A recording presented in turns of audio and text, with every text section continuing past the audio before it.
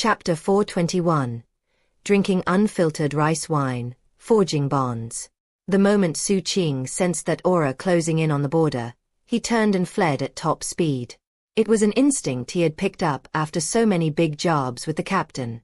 Sir Mountain River, Wang Chen, and Dusk Spirit were no less slow. Clearly they had some instincts as well. Only Kong Xianglong lagged behind briefly to say those parting words. All of a sudden, Xu Qing came to the realization that Kong Xianglong and the captain were similar in some ways. The difference was that the captain tended to be slow because of greed, while Kong Xianglong was slow because of posturing. Xu Qing sighed inwardly, thinking that it would have been great to have the captain along on this mission. Unfortunately, that just wasn't possible, as this little group clearly didn't trust the captain. And thus, they sped through the night until dawn. By that point, they were far, far away from the border, and could be certain that no enemy was risking death to follow them. Exhausted, they found a grassy hill where they all dropped down to catch their breath. It had been a very busy night, and the final battle with the Black Guard had very nearly drained them to the core. Once they all laid down in the grass, they felt limp and completely unwilling to stand back up. That included Xu Qing. Though his injuries had already healed up, he was absolutely spent mentally. Sir Mountain River cursed a bit as his blood energy faded away, leaving him feeling completely empty. Dusk Spirit was no longer in her demonized form, and lay there looking like she was too tired to even breathe. Wang Chen moaned a bit as he painted sealing marks all over himself. It looked like if he went any slower with the sealing marks, he would be in big trouble. Kong Xianglong was also having trouble catching his breath. That said, he looked to be in slightly better shape than the others. Looking over at them, he suddenly started laughing. Sir Mountain River, Dusk Spirit, and Wang Chen exchanged glances, and then they started laughing as well. They suddenly felt completely carefree. But then their laughing started opening wounds, and they cursed a bit, then kept laughing even more. Xu Qing laughed with them. That was awesome! Kong Xianglong exclaimed. Waving his hand, he produced 5 bottles of alcohol. After distributing bottles to everyone, he held his bottle high. Xu Qing raised his bottle. Sir Mountain River, Wang Chen, and Dusk Spirit all followed suit. The 3 of them no longer looked at him like he was a stranger. Quite the opposite. Cheers! They drank deeply, then lay back down and laughed some more. As they drank and drank, they thought back to the young man who had dreamed of becoming a swordsage, and their laughter turned into emotional sighing. In that manner, time passed. The alcohol, the laughter, and the sighing drew them together. It's often the case that friendships form when people go through a dramatic event together. Especially an event that was fundamentally the wrong thing to do. Eventually, Kong Xianglong got to his feet. When we get back, we're done for. The Palace Lord is definitely going to lock us up. And the pro-Holotide factions in the city will be bad-mouthing us, especially the Yao clan. I think all of us need to lay low for a while. Looking at Xu Qing specifically, he continued. Xu Qing, you're going to have it rougher than the rest of us. Trust me, I know the OL Palace Lord. Since you're a jailer in the corrections division, he's definitely going to punish you even harder. Kong Xianglong blinked a few times. He's right, Xu Qing, said Sir Mountain River. You're really going to be in for it. Wang Chen sighed dramatically. That said, Xu Qing, you can always think of it this way. As a jailer, being locked up in the corrections division is going to be a great experience. Sir Mountain River, Wang Chen, and Dusk Spirit kept joking around a bit, all the while keeping an eye on Xu Qing to see how he would react. They bore no ill will. This was actually an expression of approval. It was how friends got along. Face expressionless, Xu Qing coolly said, "The Unit D jailers are my colleagues. You could even say we're close. So if we really get locked up..." Xu Qing looked at the 4 of them one by one, then solemnly continued, "Then I'll just be going home. I hereby welcome all of you to be locked up at home with me." Kong Xianglong raised his alcohol and took a drink. Sir Mountain River and the others smiled wryly and sighed heavily. That said, the The way they looked at Xu Qing was different from before. More amiable. In fact, Sir Mountain River even cleared his throat and said, "In that case, Xu Qing, is there any chance you could arrange for me to be locked up in a cell block with a female jailer who—" Before he could finish speaking, Wang Chen kicked him. "Ignore him," Wang Chen said. "He's sick in the head. As if he's going to get anything out of any female jailers. Xu Qing, when the time comes, is there any chance you could get me into a cell block with a lot of female prisoners?" His eyes glittered with anticipation. Sir Mountain River immediately offered a heated retort, and the two of them were soon arguing back and forth. Xu Qing had never seen this group acting like this before. That said, it wasn't a surprise. Most people will act differently in front of their friends compared to strangers. Dusk Spirit looked at Sir Mountain River and Wang Chen with cold despisal. Taking out some flesh and blood melon seeds, she started eating. Kong Xianglong looked at Xu Qing and chuckled. Then he asked Xu Qing about his divine abilities. "Xu Qing, that poison of yours is incredible. But what really caught my eye was how you turned your hand transparent, then ripped out your enemy's gold cores. That technique is totally Gruish." Sir Mountain River and the others also looked at Xu Qing curiously. Xu Qing didn't feel the need to be too secretive, so he held his hand out in front of him and turned it transparent for them to see. "It's a technique my master created for me. It's related to the Grugloom species." Kong Xianglong could sense a bit of what the technique was about, and he sighed in admiration.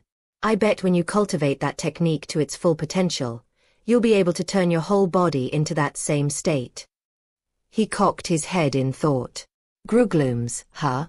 After we get back, I have a gift I want to give you. I killed a Grugloom a few years ago, and still have some things left over from it." Xu Qing opened his mouth to speak, but Kong Xianglong waved his hand dismissively and said, "You can't refuse a gift from a bro." Xu Qing looked at him for a moment, then nodded. After that, Sir Mountain River and Wang Chen joined the discussion about divine abilities. They didn't feel the need to be secretive either, and went so far as to show some of their techniques to Xu Qing. It gave him a lot of inspiration, and also a greater understanding of the magical techniques associated with the three great sections.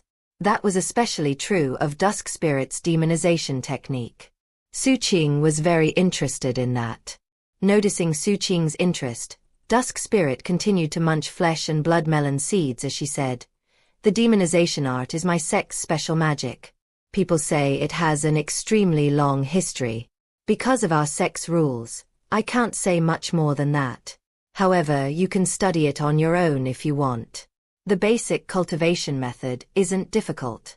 What's difficult is gaining enlightenment of the sect's demonization symbols. You have to imprint them into your sea of consciousness.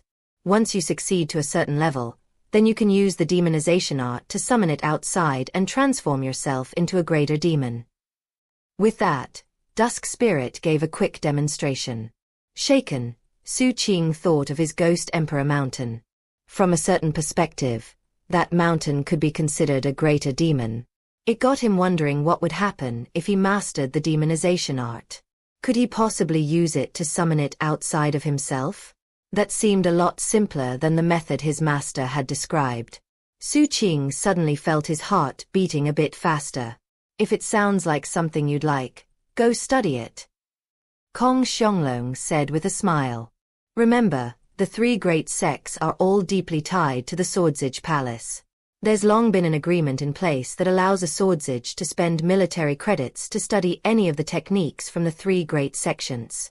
It was Xu Qing's first time hearing about anything like that. Nodding, he decided that after he got back, he probably would take a shot at learning the demonization art. Eventually, when it was about noon, and the group all felt rested, they started traveling again. The trip back went smoothly, and there were no twists and turns. What was more, Xu Qing felt even closer with Kong Xianglong and the others thanks to the time on the road.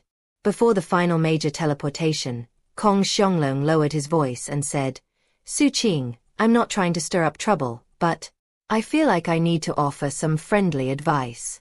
Be careful about that eldest brother of yours. He doesn't seem like a good person to me."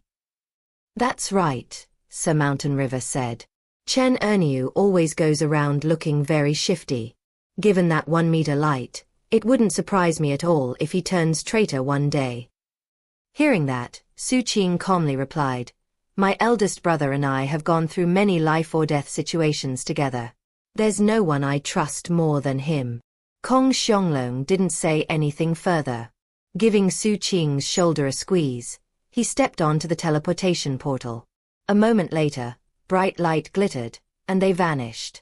When they reappeared, they weren't in the Swordsage Palace. Instead, they were in a valley a short distance away from the county capital. In that valley was a short-range teleportation portal set up in a secret hideout Kong Xianglong had set up. Using this smaller portal was Kong Xianglong's idea based on his extensive experience. According to him, if they teleported into the city using one of the Swordsage Palace's portals, there would be a record of it. But the smaller portal would allow them to return secretly. It would be a lot safer that way. Then they could hide out for a few days, and when they made a public appearance, could truthfully say that they had been back for a while. I set up this place in secret, Kong Xianglong said with a chuckle. And to this day, before he could finish, his face fell as the portal activated of its own accord.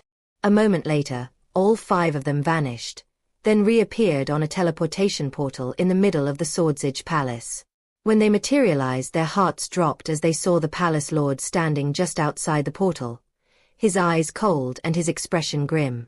The Palace Lord had long known about the teleportation portal that Kong Xianglong thought was a secret, and he had stationed himself here waiting for them. Kong Xianglong started trembling. Sir Mountain River, Wang Chen, and Dusk Spirit all looked very guilty. Xu Qing looked down and prepared to be thoroughly chastised. As Swordsages, it was no small matter for them to have deviated so dramatically from mission protocol. As the moments ticked by, and the Palace Lord didn't say anything, Xu Qing looked up slightly and saw the Palace Lord studying them. In fact, it almost looked like he was checking to see if they were injured. Xu Qing wasn't the only one to notice that. The others, to their surprise, saw the same thing. Seeing the 5 of them looking at him, the Palace Lord snorted coldly. What are you standing there for? You're preventing other people from teleporting in. Get out of here. With that, the Palace Lord coldly turned and walked away. It seemed as if he had come only to check if they were seriously hurt or not, and he was apparently relieved to find them hale and healthy. Weird. He actually didn't punish us. He cares about us. The 5 Swordsages exchanged delighted glances, then hurried off the teleportation portal and went their separate ways. Breathing a sigh of relief, Xu Qing looked in the direction the Palace Lord had disappeared. All of a sudden, the Palace Lord didn't seem as unreasonable as before. With that thought on his mind, he left the Swordsage Palace. Around the same time, Yao Yunhui and Zhang Xiyun were also leaving the Swordsage Palace. Yao Yunhui wasn't happy with the post her son had been assigned to, and had repeatedly made appointments with Zhang Xiyun's sect grandfather to talk about the situation. However, his sect grandfather, Honor Guard Sima, just kept pushing off the meeting. Therefore, she had decided to personally come to the Swordsage Palace to talk to him. After the discussion, she and Zhang Xiyun were leaving when they spotted Xu Qing. When Zhang Xiyun saw Xu Qing, malice glittered in his eyes. However, unnoticed by him, his mother suddenly seemed a bit absent-minded when she spotted Xu Qing. She stopped walking. For some reason, whenever she thought about Xu Qing in recent days, she found herself pondering his good sides. As such thoughts persisted in her, they slowly intertwined with her revulsion of him, and gradually created some very complicated emotions. When Zhang Xiyun realized his mother had stopped walking, he turned to look at her. Noticing her facial expression fluctuation between different emotions, he felt worried. Mother. Yao Yunhui was wearing a black gauze dress that created a perfect contrast with her fair skin, and really brought out her beauty. The cut of the dress accentuated her ample bosom and long legs, making her seem especially tall. In fact, even though she was standing there motionless, she seemed indescribably attractive. Normally speaking, her face was colder than ice, but it also contained something warm and bewitching. As she looked at Xu Qing some distance away, the mixed emotions in her heart caused her to inexplicably murmur, "Yuna, did you ever notice that Xu Qing looks a lot like your father?" A tremor passed through Zhang Xiun, and his expression flickered wildly. His eyes went wide as waves of indescribable astonishment ran through him. It felt like his mind was being struck by millions of lightning bolts. "What did you just say?" he blurted. Yao Yunhui started. Realizing she'd said something strange, her face turned cold again. Pathetic. All pathetic. Snorting coldly, she stalked off, a malicious expression filling her face. As her dress clung to her curves and swished as she walked, she attracted the attention of quite a few surrounding swordsage. Seeing her react that way caused Zhang Xiun to breathe a big sigh of relief. It was the first time in his life that hearing his mother curse his father actually made him feel relieved. Meanwhile, high in the air above the county capital, another person noticed Xu Qing leaving the swordsage palace. It was an old man. His jaw dropped when he spotted Xu Qing, and he rubbed his eyes. Then his heart started pounding. That's... Just how damn unlucky could I possibly be? What is that little bastard doing here? It was the innkeeper from Plank Spring Way. He had come to the county capital to buy some things Linger needed for her legacy. He hadn't done much other than buy the necessary items, and was now on his way out, only to spot Xu Qing off in the distance. In addition to his disbelief, he also felt incredible happiness. It's a good thing I didn't bring Linger along. I definitely can't let her know that vile Xu kid is here. Grinding his teeth, he suddenly realized Xu Qing might be able to see him, so he quickly hurried on his way. I'm never coming to the county capital again. Chapter 422. Grugloom Transformation. The first thing Xu Qing did after returning was send a voice message to let Arch-Immortal Plumdark know he was back. Back when the coalition was on the way to the county capital, she had told him and Chen Erniu that they were required to do that. After all, whenever they left the city, they would be facing unending dangers. And because Arch-Immortal Plumdark was ultimately in charge of the subsidiary sect, that meant she was one of the main lines of defense for the coalition swordsages. Back at his sword pavilion, he took time to study the surroundings before going inside. He just wanted to make sure there were no signs that anyone had been snooping around or setting up some sort of trap. It was a habit that had long since become an instinct. Once inside, he took a deep breath and thought back to everything that happened on the mission. He analyzed all the areas where he was deficient, and thought about how he could have done better. By the time he was finished, it was evening, and he settled down cross-legged to focus on rest and recovery. However, he couldn't stop thinking about that young man in the middle of that spell formation, gasping for breath. I bet his father was the agent. And if that was the case, Xu Qing couldn't help but wonder if the father had just abandoned his son, or perhaps even used him as a distraction. Had there been other people who ended up just like that young man? Or had the agent made himself the distraction, and secretly given the intelligence report to someone else? There was no way for Xu Qing to know for certain.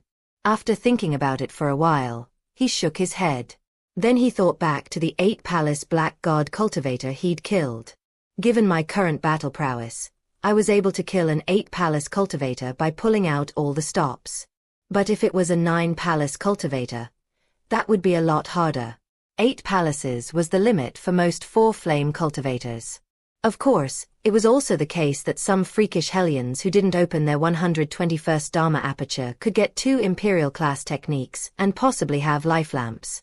And therefore, it was possible for people like that to eventually get 9-palace battle prowess. But other than them, most cultivators who reach their limit with heavenly palaces will then try to step into the nascent soul level.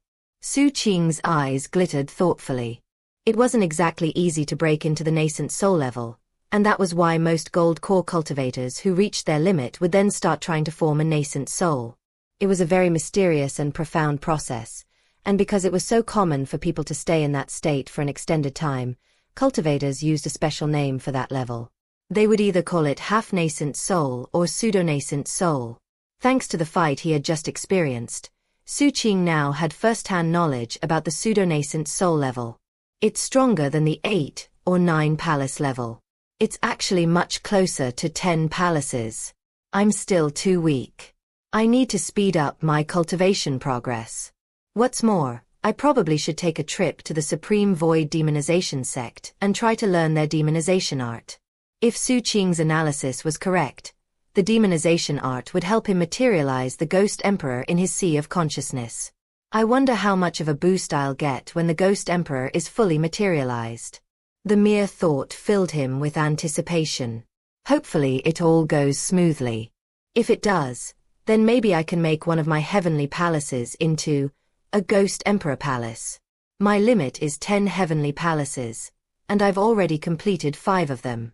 That means that the remaining 5 should include a sword palace and the Ghost Emperor palace.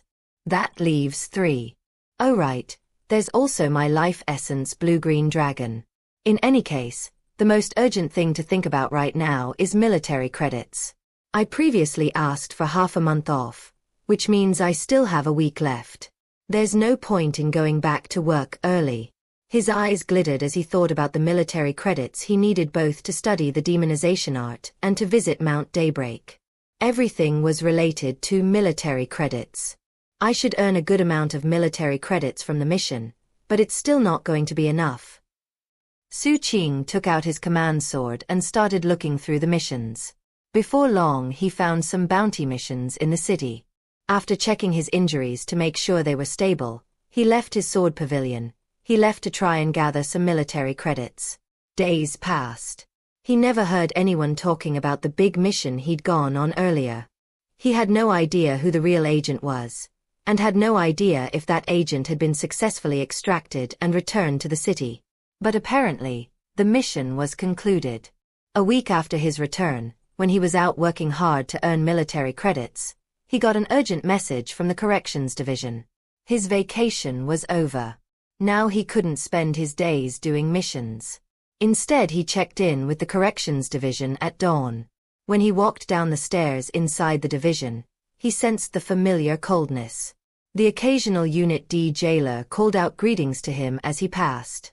His mind was still focused mostly on missions and military credits. Back at D-132, he pushed open the door and stepped inside.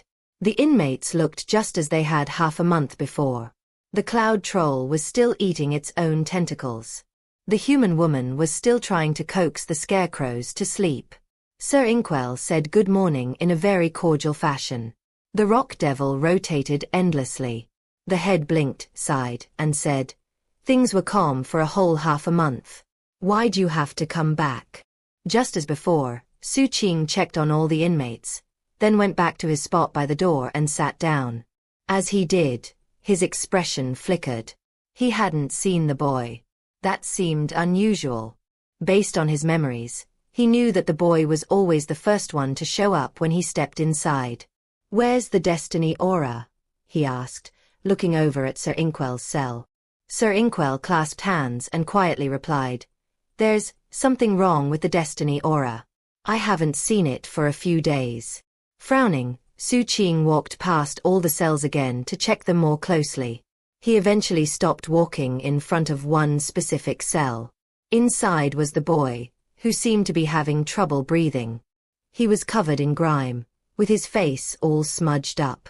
At the same time, he seemed unprecedentedly weak. He was clearly not in a good state, as he was trembling painfully. Upon noticing Xu Qing, he struggled to lift his head. However, he was in such a listless state that he couldn't even open his eyes.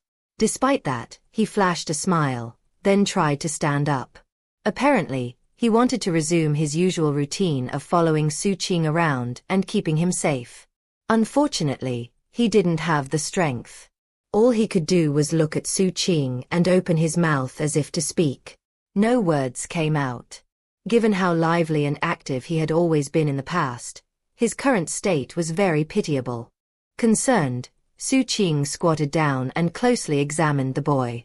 He could sense that the boy was in pain, and also noticed a black energy swirling inside of him. That black energy seemed to be transforming the boy in some way. Patriarch Golden Vajra Warrior and the Shadow both appeared, and curiously assessed the boy. Shortly after, the patriarch's face filled with a very somber expression. Lowering his voice, he said, "My lord, given what I've read in books, I can speculate about what's going on here." Xu Qing looked over. "It's a contamination. I'd say the boy probably went to some specific location and encountered an unclean thing." Hearing that, the boy nodded weakly. When the patriarch saw his speculation confirmed, he knew that it was his moment to shine. Looking more somber than ever, he clasped hands to Xu Qing. "My lord, based on my experience, most vile unclean things can be dealt with using lightning. If you permit, my lord, your humble servant can attempt to use my own heavenly tribulation lightning to purify the boy of the contamination." Xu Qing thought about it for a time. He didn't know much about destiny aura, and had no idea if the patriarch's idea would help. Then he thought about the palace lord. "Does the palace lord know about you?" Xu Qing whispered. The boy nodded. "Does he know about your current state?" Xu Qing asked. The boy lifted a hand and gestured, but Xu Qing wasn't sure what it meant. At that point, the shadow spoke. "Looks like, says Palace Lord knows, and helped it, said to rest up, be fine." Apparently the shadow had some experience with situations like this. The boy nodded, then seemed to be hit by a wave of weakness, and closed his eyes. Seeing how much pain the boy was obviously in, Xu Qing had Patriarch Golden Vajra Warrior try out his idea. The moment the Patriarch had the go-ahead, he waved his hand, causing red lightning to appear. Carefully approaching the boy, he released one small bolt of heavenly tribulation lightning. When the lightning entered the boy, he shivered from head to toe. At the same time, the black energy within him faded a bit. Seeing that it was effective, the Patriarch added more lightning. Before long, the black energy was disappearing rapidly, and the boy's weakness was transforming back into strength. It wasn't a complete cure. In the end, there was still a little bit of the black energy in him, but its effects were greatly reduced. Also, it did a lot to mitigate the pain. Eventually, the boy was back on his feet, walking a circle around Xu Qing and smiling happily.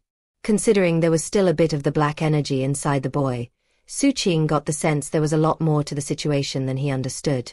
But since the palace lord was aware of the situation, Xu Qing knew it surpassed his ability to truly handle.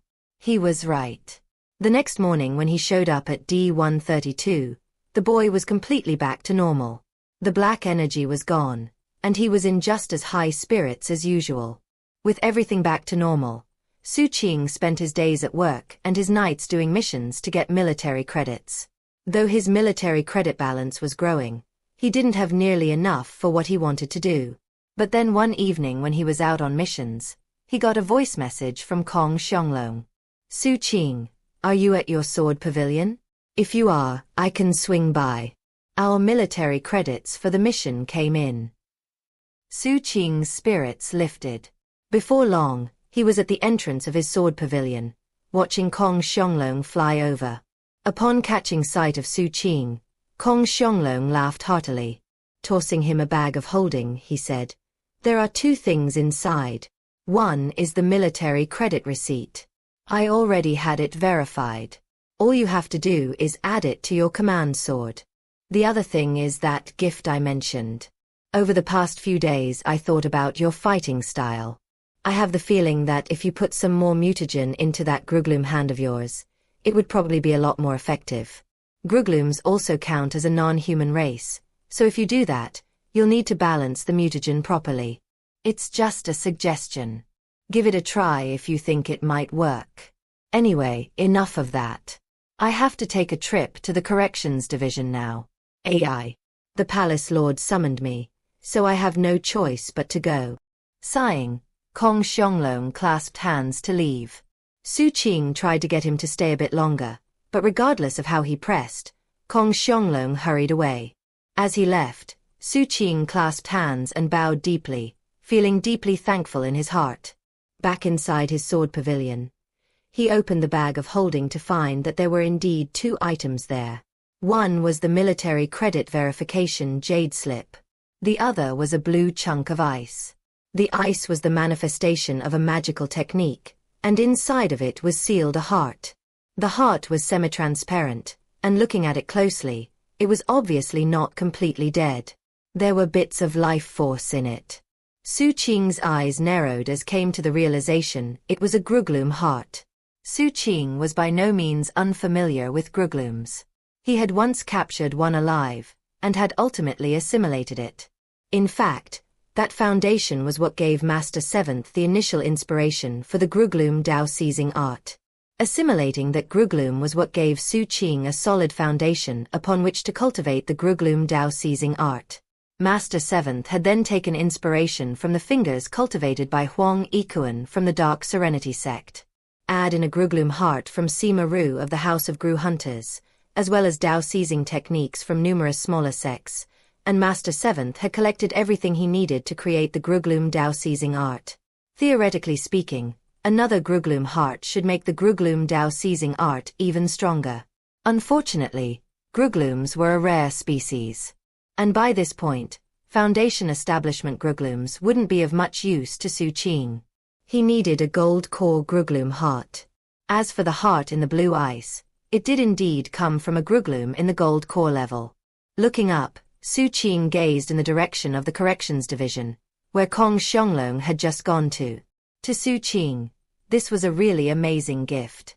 Eventually, he looked back at the ice.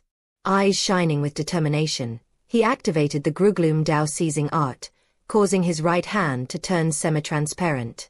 Without any hesitation, he reached out with that transparent hand and stuck it into the ice. A moment later, he had extracted the Grugloom heart from inside. The moment he touched it, a tremor passed through him. The Grugloom heart emitted fluctuations of struggle, and then a howl of rage echoed in Xu Qing's mind. But Xu Qing's eyes glittered and he fiercely suppressed the struggling heart.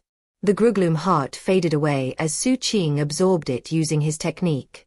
All of a sudden, a host of memory fragments appeared in Xu Qing's mind, whipping about like a tempest. They were scattered memories from whoever this Grugloom heart had previously belonged to. They contained madness and defiance, and they battered at Xu Qing's sea of consciousness. However, Xu Qing snorted coldly, and the Ghost Emperor in his sea of consciousness flared with brilliance. A moment later, the memory fragments shattered into a cloud that then slowly dispersed into nothing. Xu Qing kept his Grugloom Dao seizing art active the whole time.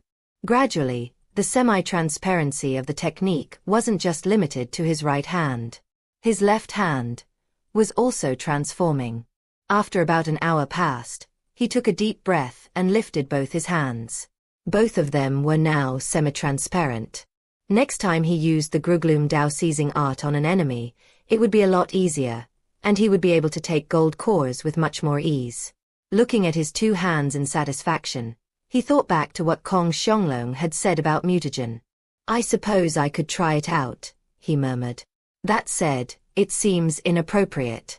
It would be like telling all my enemies I'm skilled in the Tao of poison and that I'm most effective when I have poison scattered everywhere. It's probably fine to do occasionally, maybe just as a distraction. If people are focused on my hands, then they might not notice my poison as quickly." Just as Xu Qing was thinking about what to do, his transmission jade slip vibrated as a voice message came in. It started with a long sigh, and then he heard the bitter voice of the captain. "Oh, how fickle you are, little Qing." Xu Qing was very taken aback. "I know you like to seduce women and then kick them to the curb. But I'm your eldest brother. You can't treat me like that. We already made an agreement between brothers. We're supposed to travel the world together. But in the end, you leave all the hard work to me."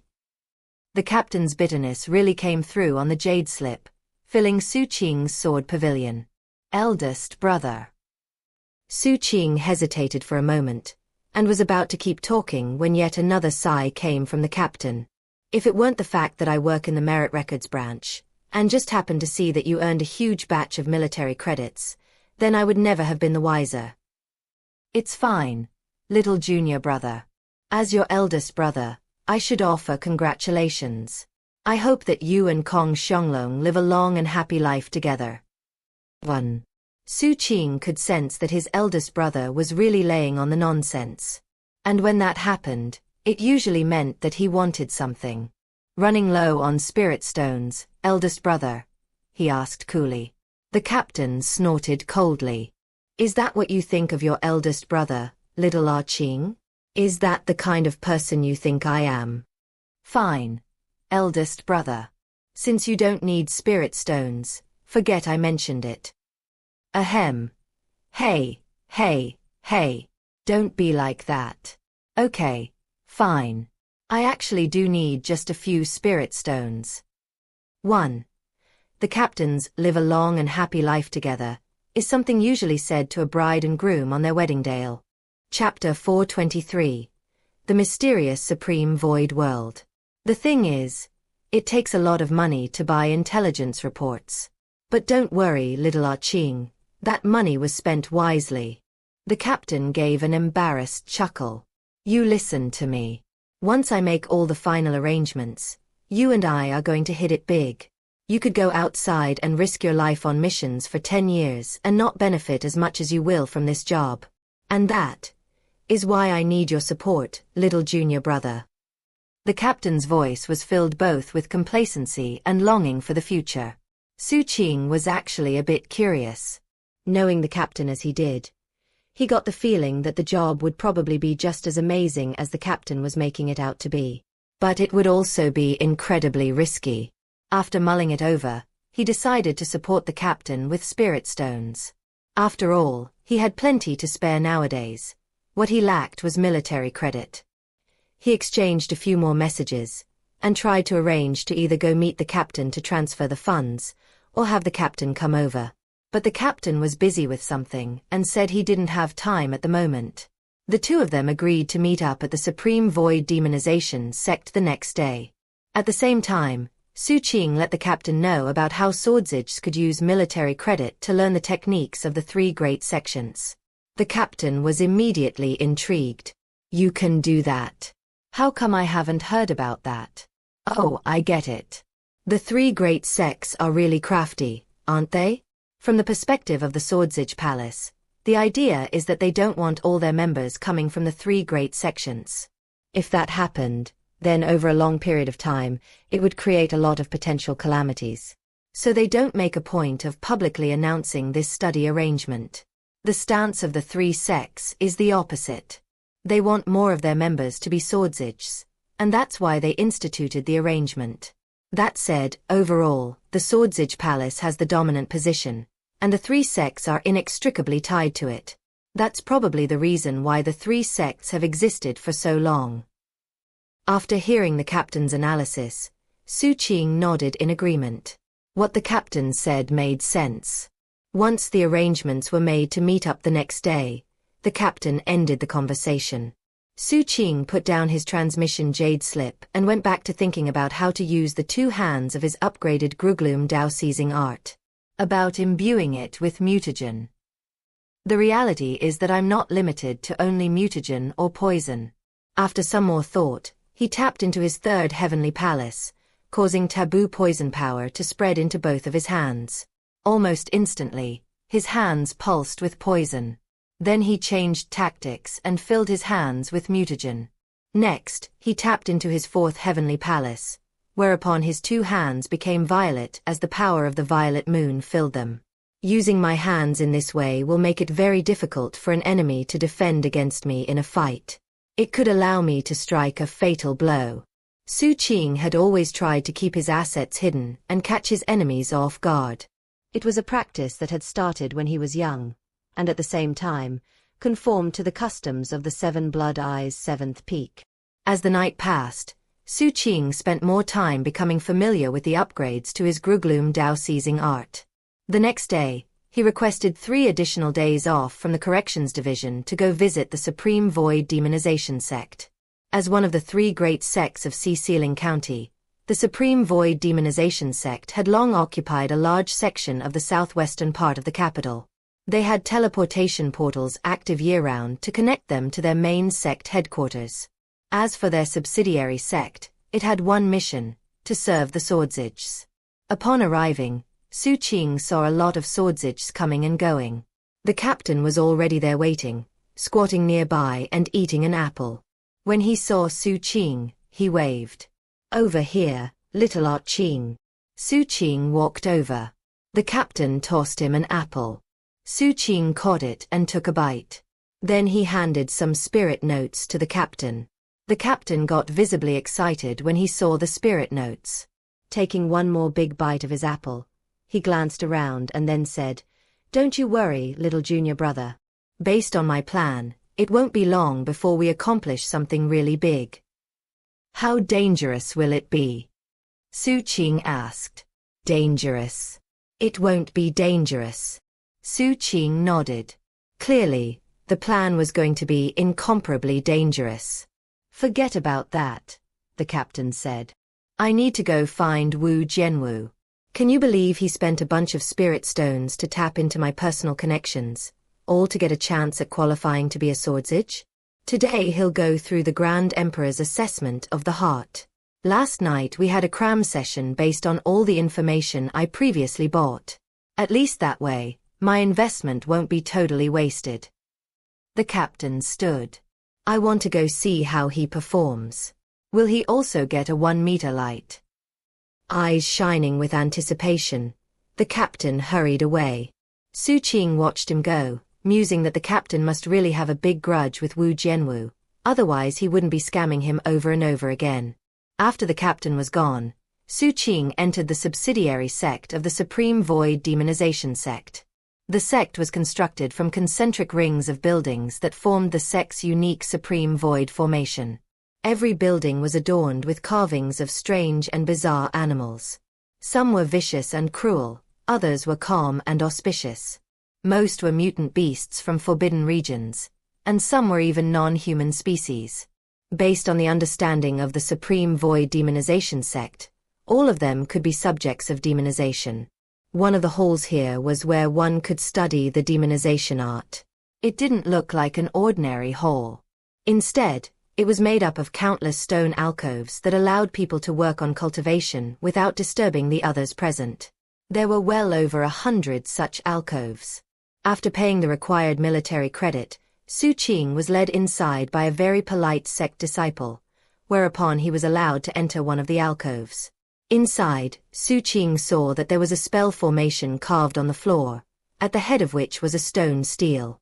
The stele wasn't some ancient artifact pulsing with a sensation of ancient time. It was new. That said, it was covered with deeply meaningful magical symbols. Obviously, the marks on the stone stele weren't original, but had been transferred there. It seemed most likely that this stele was a copy of an original maintained by the sect. The fact that it was a copy wouldn't influence the enlightenment gained from it, so Xu Qing sat down cross-legged, took a deep breath, and looked at the stele with determination flickering in his eyes. "It took a lot of military credits to get in here. I have 3 days to seek enlightenment. Hopefully I can make it work on the first shot.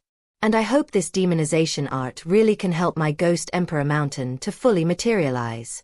Without the slightest hesitation, he closed his eyes and cast his senses into the stone stele. The moment he made contact, he could hear what sounded like a roar from ancient times. The roar grew more intense, until it was like a wind sweeping over him. Then a tremor passed through him as he sensed something like the power of teleportation.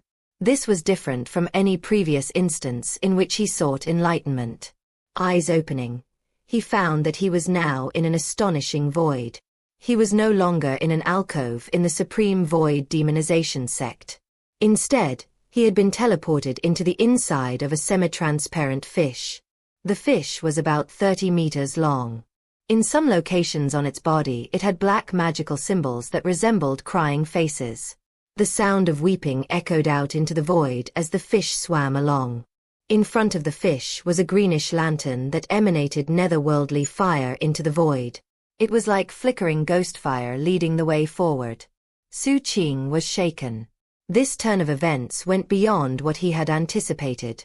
Expression flickering, he kept his guard up as he remained within the fish. A moment later, an ancient-sounding voice echoed into his ears. "Greetings, trial taker. You are currently on your way to the location where you will seek enlightenment of the demonization art. That place is the Supreme Void World, a fragment of a profound and mysterious world discovered by our sect's founder. While in the Supreme Void World, you will form a pact that will allow you to use the demonization ability. The demonization art actually does not require any enlightenment. It requires the pact. That pact is what requires enlightenment. Once you succeed, then the image of a demon will be transported into your sea of consciousness. The basic principle of demonization is to borrow the power of the Supreme Void World to materialize the demon in your sea of consciousness. That is why the pact is so important. There is no guarantee that you will formalize the pact. The chances of failure are high. Furthermore, the Supreme Void World is crafty. Whether or not you succeed with the pact will depend on your personal good fortune. Remember, this is a secret of our sect, and cannot be revealed to outsiders. Any who violate that rule will be punished. Regardless of whether you succeed, you can always call upon this fish to return from the Supreme Void World. And with that, I wish you good luck. Xu Qing's eyes glittered. He could tell that the voice wasn't speaking to him specifically. Rather, it was a standardized message that everyone received. As he pondered the situation, his eyes narrowed. Off in the distant void, he saw what appeared to be a massive stone statue of a cyclops. In the statue's chest was a cavity that went through its entire torso. The statue's facial features weren't clear, but its mouth was open wide and it looked like the entrance to another world.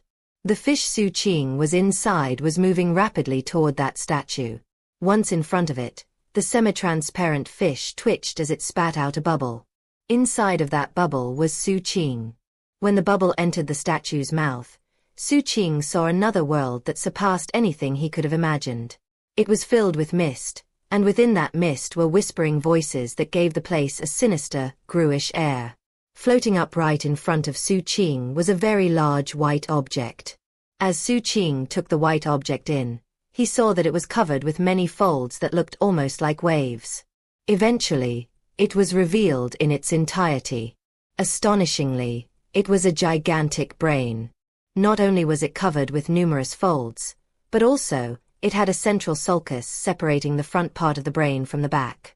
And it had a dark brainstem which split into two sections, at each of which was a smaller brown-colored brain. It was completely horrid in appearance. As it floated in the mist, Xu Qing saw that, beneath the brain, there was a network of nerves and blood vessels. They almost looked like a chaotic mass of tree branches.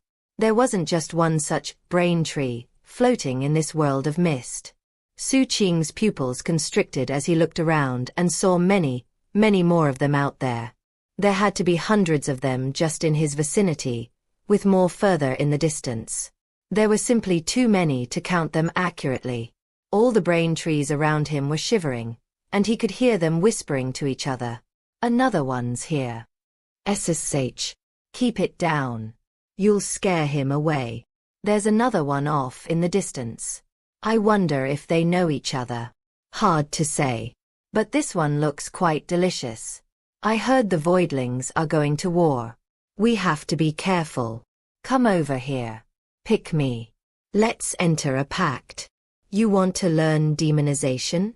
I can help make it happen. All you have to do is give me some of your memories. You can sacrifice any of your memories to me. As long as they're good enough, I'll enter a pact with you. Numerous voices echoed into his ears. It was very gruish. His expression was grim. This was his first time participating in any enlightenment like this. As he looked around coldly, one of the brain trees floated over to him. They're lying. They just want to eat you. So why not enter a pact with me? Just reach out and touch me. I only want a small, minor memory. Give it to me. I'm hungry. Hurry up. Hurry up and give it to me. As it spoke with clear greed and longing, it wriggled in a very disgusting manner. Don't trust it. It's fooled a lot of people. Last time it ate one of your companions alive. People who lose their memories forget to enter pacts. That's right. It's very cunning. Pick me. I only want to eat a little bit. Give it to me. To me. Pick me. I'm so hungry. I want to eat. If you don't give it to me, I won't let you leave. The voices built up as dozens of brains floated toward Xu Qing, surrounding him, all of them expressing longing mixed with open malice and greed. Xu Qing thought back to what the voice had told him before he entered this place. This place was the fragment of a world, and you needed to enter a pact to use the demonization art. Apparently, formalizing that pact involved giving one of these brain trees some memories to eat. If the brain was satisfied, the pact would be entered. Of course, what exactly satisfied meant was up to the crafty brain. Memories, huh? Xu Qing's eyes narrowed as he identified the largest and most malicious of the brains. I pick you, he said, extending his hand. The wriggling brain approached and touched his hand. So, which memory are you going to give me? As the words echoed out, a malicious and greedy will reached out to Xu Qing's mind. However, it couldn't just take whatever it wanted. It needed Xu Qing to give the memory freely. Eyes cold, Xu Qing quietly said, I'll give you a memory from when I woke up in D-132. I can't remember that, so let's see if you're able to. Enjoy. A moment later, Xu Qing could feel through his hand that the brain was trembling.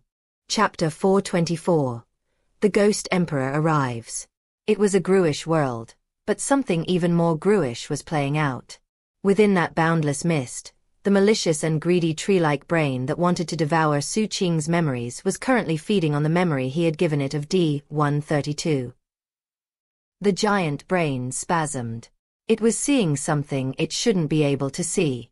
The suppressing power of the corrections division wasn't present, so maybe that was why it couldn't forget what it was seeing. It was a unique entity that specialized in devouring memories. As a result, the brain tree suddenly felt immeasurable pain that caused it to suddenly let loose an agonized shriek. Because the other brain trees in the area rarely saw anything like this, or perhaps because it had been so long since they had, curious fluctuations immediately began to fill the area. What's happening? Is something wrong? It's that delicious. I want to have a try. From those words, Xu Qing suddenly realized that the brains in this supreme void world were actually quite naive. As the brains expressed their curiosity, the screams of the brain in front of him turned shriller. The large central brain as well as the two smaller auxiliary brains were all wriggling and twitching. And then they started struggling as if to pull away from Xu Qing. Instead, Xu Qing gripped down hard with his hand, his fingers sinking into the brain so that it couldn't escape. Then he calmly asked, Taste good? Aye. The brain's screams grew in intensity, filling the area until there was a massive boom. Countless chunks of mucus-covered brain chunks exploded in all directions. It had been destroyed in body and soul. Everything went completely silent. Even if the other surrounding brains were more naive than they were, they could see what had just happened. One by one, they started backing away. How could it have exploded? What memory did it eat? What did he feed it? Xu Qing's face remained expressionless as he flicked his hand free of some mucus. This was the plan he had come up with, partly as a test regarding D-132. The truth was that Xu Qing wasn't as ignorant regarding D-132 as he had been in the past. Although he didn't know all the details, he had noticed his supply of bamboo slips dwindling. He had also been paying attention to the specific things the head told him. As a result, he had long since come to a general realization of what was going on. There was something terrifying in D-132, and he had woken up to its existence many times already. He just couldn't remember any of the details. It must have something to do with a god. Or perhaps it's just some entity that casts a death curse on anyone who sees it and remembers. Maybe the corrections division itself is ensuring that whoever sees that entity forgets about it as a way to sever karma? Is that why I can't remember anything about it? He couldn't help but remember what Chan Boli had told him. When you think you know everything, you'll find there's only more to discover. It was very thought-provoking.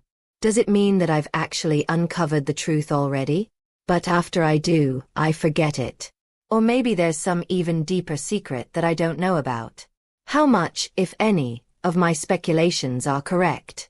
With such thoughts on his mind, He looked at the other brain trees in the area. He found this Gruish Supreme Void world to be very interesting. Not only could he possibly get the demonization art here, but also, he might be able to dig into the truth about D-132. He decided to do some more experimentation. Striding forward to another of the brain trees, which was currently shivering and inching away from him, he reached out his right hand. "It's delicious. Come have a taste." The brain trembled. However, its longing for memories ensured that it cautiously approached Xu Qing and touched his hand. The other brains in the area watched to see what would happen. A moment later, the brain Xu Qing had touched started to shiver. Then it screamed and writhed dramatically. Just before it exploded, Xu Qing said, "What do you see?" "I see." Before it could finish speaking, it exploded. Xu Qing's expression was unsightly as he looked around at the other brains. Without exception, they were madly backing away in terror. However, Xu Qing wasn't ready to give up quite yet. Chasing one down as it screamed, he reached out and touched it. "Come on. It's delicious." Things continued in that manner for 3 days. Soon his time limit was up, and the big fish came to the statue and sucked him out. Once he was inside, the fish turned and zipped off in the other direction. Xu Qing looked over his shoulder at the statue and sighed inwardly. "Sadly, I didn't get a full answer. Only bits and pieces. If only I had a bit more time in there." He got the feeling that this place was going to be the key to figuring out D-132. It just takes so many military credits to get in here. Shaking his head, he lifted his hand, above which floated a magical symbol that greatly resembled the brains in the Supreme Void world. That magical symbol was a pact. Every trial taker who could satisfy one of the brains with their memories would be given a demonization symbol like this to formalize the pact. As a result, they could then utilize the demonization art. Demonization was draining. Though the cultivator who used it would bear some of that burden, the rest of the burden was taken by the Supreme Void world. The exact ratio was different for each person, and was determined by the specific pact with a specific brain. Stifling his disappointment, Xu Qing waved his hand, producing a second pact, then a third and a fourth. In total, he had 32 demonization symbols. Each and every one of them was a pact that would help bear the burden of demonization. Xu Qing had quite a few, and he knew why. They were an expression of approval from the brain trees in the Supreme Void world. The fact he had so many went to show how much he was approved. Sighing, he flicked his sleeve to gather up all 32 symbols. Then he closed his eyes to meditate. Time passed. At a certain point, he shivered as he sensed himself being teleported. When he opened his eyes, he was back in the alcove in the subsidiary sect of the Supreme Void Demonization sect. Thinking back to what he had experienced during the past 3 days, he took a deep breath and walked out. His plan was to go back to the cultivation chamber in his sword pavilion and see if the demonization art would help him materialize the Ghost Emperor as per his plan. With such thoughts on his mind, he flew out of the Supreme Void Demonization sect's subsidiary sect and back to his sword pavilion. Once inside, he activated the spell formation defenses, sealing himself inside. Inside the cultivation chamber, he looked around. It was a self-contained dimensional space that was very roomy. After ensuring that it was large enough to accommodate a projection of the Ghost Emperor, Xu Qing took out one of the demonization symbols and sent it toward the Ghost Emperor mountain in his sea of consciousness. As the symbol got close, it started shining with dazzling light. The light grew brighter, eventually fully covering the Ghost Emperor mountain. Meanwhile, outside of Xu Qing's body, a vague mountain was now visible, gradually taking his place. Although it was vastly smaller than the real Ghost Emperor mountain, it was still astounding. What was more, it eventually looked like a person seated cross-legged in meditation. Though it was semi-transparent, it still looked profoundly menacing. Furthermore, it was soon clear that the meditating figure wore black armor and had a huge bladed weapon. And there were 2 worlds on its shoulders.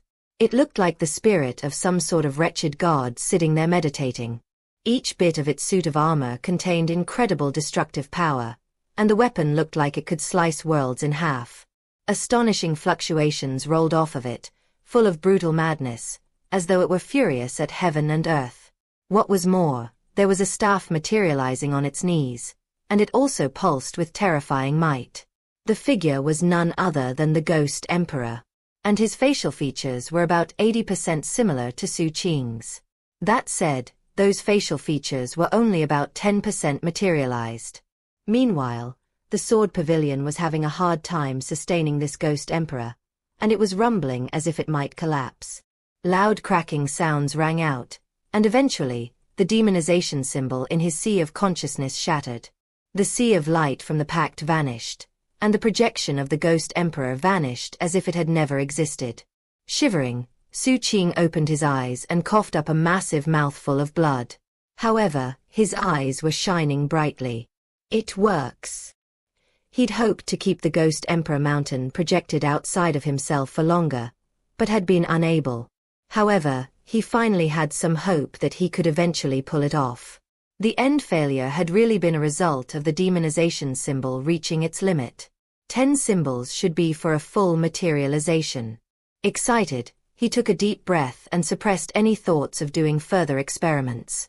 He only had 31 symbols left, and he just couldn't bear to waste them for testing purposes.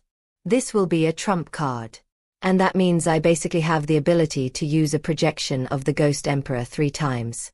Eyes glittering, he started to contemplate more ways to accumulate military credits. That way, he would have enough for another trip to the Supreme Void World after he used those 3 chances he already had. As he was thinking about that, his transmission jade slip vibrated as a voice message came in from the captain. He sounded confused. Little junior brother. Surprised, Xu Qing lifted his jade slip. What is it now? Why does it have to be like this, little junior brother? Why? Why? The captain sounded miserable, but at the same time, deeply confused. When that idiot Wu Jianwu went through the heart assessment, he used the answers I gave him. Do you know the incredible price I paid for that information? I made sure he memorized all of it. And just to make sure he didn't forget, I personally quizzed him several times. Then, when he went through the assessment of the heart, he actually got a dazzling 15,000-meter pillar of light. 15,000 meters. Same question. Same answer. Why did I only get 1 meter? I was hoping Wu Jianwu would also get one. That way I would at least have some company. Xu Qing thought for a moment, then decided to try comforting the captain. There's a good side though. You're still the only one with a 1-meter light. A very long moment passed before the captain replied, sounding very depressed. You're not very good at comforting people, little junior brother. Say, maybe Wu Jianwu did another ancient emperor Dark Serenity impression. Maybe he started reciting some poetry. No. This can't stand. I have to ask him the details. Xu Qing did feel bad for the captain. Therefore, out of respect for their friendship, he observed a brief moment of silence. After that he quickly put his jade slip away and then went out to start more missions and get more military credits. Time passed. Xu Qing never found out if the captain got the answer he was looking for from Wu Jianwu. All of his focus was on military credits. He did a lot of patrol, search, arrest, and backup missions.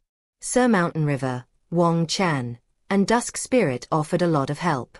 Being in different departments, whenever they had a good mission, they would call him to join. Sometimes Kong Xianglong came along as well, and they would all do missions together. Though they had to split the military credits, it ensured that they were accomplishing missions constantly. Eventually Arch-Immortal Plumdark came to find out that Xu Qing wanted military credits, so using her authority as the administrator of the 8-sect coalition's subsidiary sect, she called upon all the Swordsages who had originally come from the coalition to help out. Xu Qing was the Palace Lord's Secretary General, and was known for his 30,000-meter pillar of light. That made it easy for him to make new acquaintances. And that wasn't to mention that they came from the same coalition. In the past, Xu Qing had kept such a low profile that people rarely had a chance to interact with him. But thanks to Arch-Immortal Plumdark, a lot of people were willing to lend a hand and establish good karma as a result. Few people said no. It reached the point where Xu Qing was able to finish 6 or 7 missions a night. His military credits were rapidly piling up, which was a very good feeling. What was more, the fact that he was going crazy on a mission ensured that his name was spreading in the county capital. He spent his days in the corrections division, where everything went on like usual. The boy never developed any further problems. One day about half a month later, when Xu Qing had just walked out of D-132 to start working on missions again, an order came in on his command sword. Xu Qing, come to the Swordsage Palace immediately. The voice was cold, somber, and full of authority. Chapter 425. Coming with ill intentions. Xu Qing stopped in place and looked down somewhat suspiciously at his command sword. The order came out of nowhere, and it didn't explain what it was about. The voice sounded familiar though. After thinking about it, he realized it was Honor Guard Sima, who was originally from the Supreme Arbiter Immortal Society. That in turn made Xu Qing think of Zhong Xiun and the Yao clan. His guard went up. What does Honor Guard Sima want with me? Even as he pondered the situation, his command sword vibrated again. This time it was a voice message from Kong Xianglong. Xu Qing, did you just receive some orders? Yeah, Xu Qing replied. Already he was getting an idea of what was going on. I knew it. It's the same with both Little River and Little Chen. I bet this is the aftermath of killing those holy tides. Kong Xianglong didn't say anything more, as he was currently on his way to the Swordsage Palace. After one final bit of thought, Xu Qing left the corrections division. It was evening, and the dome of heaven was lit with red. And as the light shone down, it made the lands below seem like they were covered with blood. Xu Qing glanced down, then headed in the direction of the Swordsage Palace. The honor guard position was a very important one in the Swordsage Palace, and it came with a lot of authority. Honor Guard Sima had responsibilities related to law enforcement, especially as it related to Swordsage rules.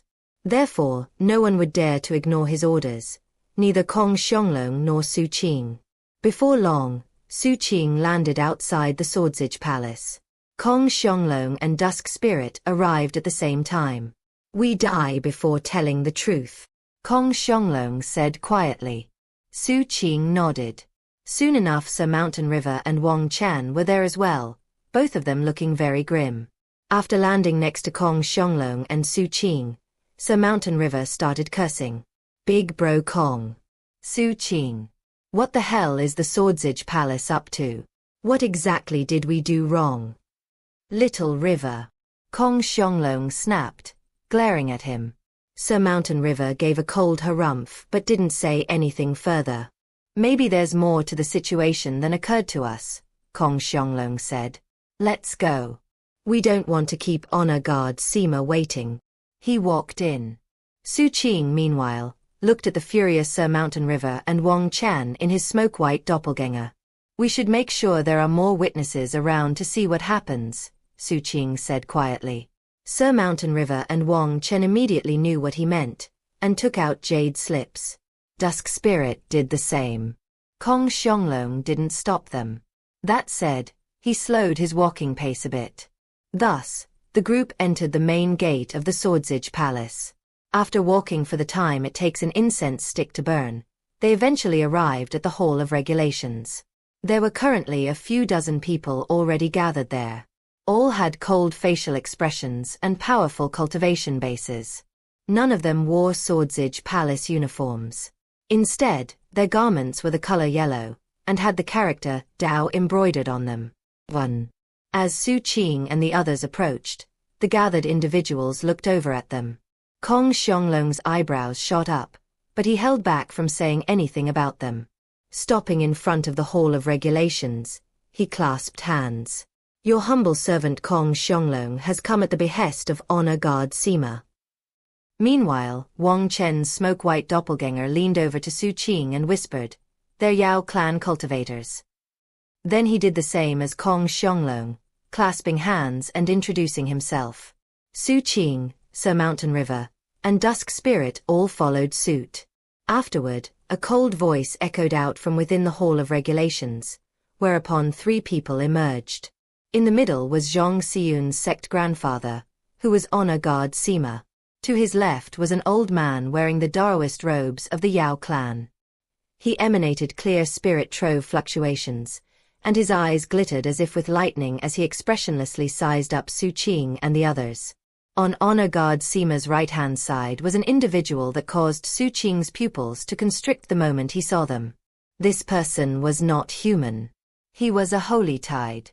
In fact, it was the very same middle-aged black guard cultivator that had shouted angrily at them when they fled the border.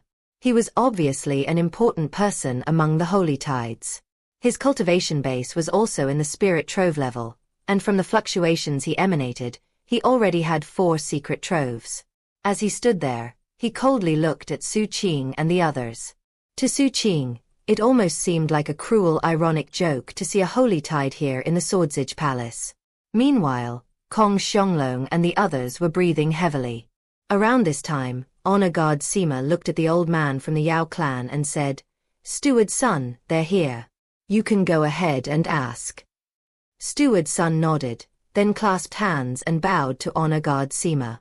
Next, he turned and looked coldly at Xu Qing and the others. Expression grim, he sternly said, "You 5 have got a lot of gall.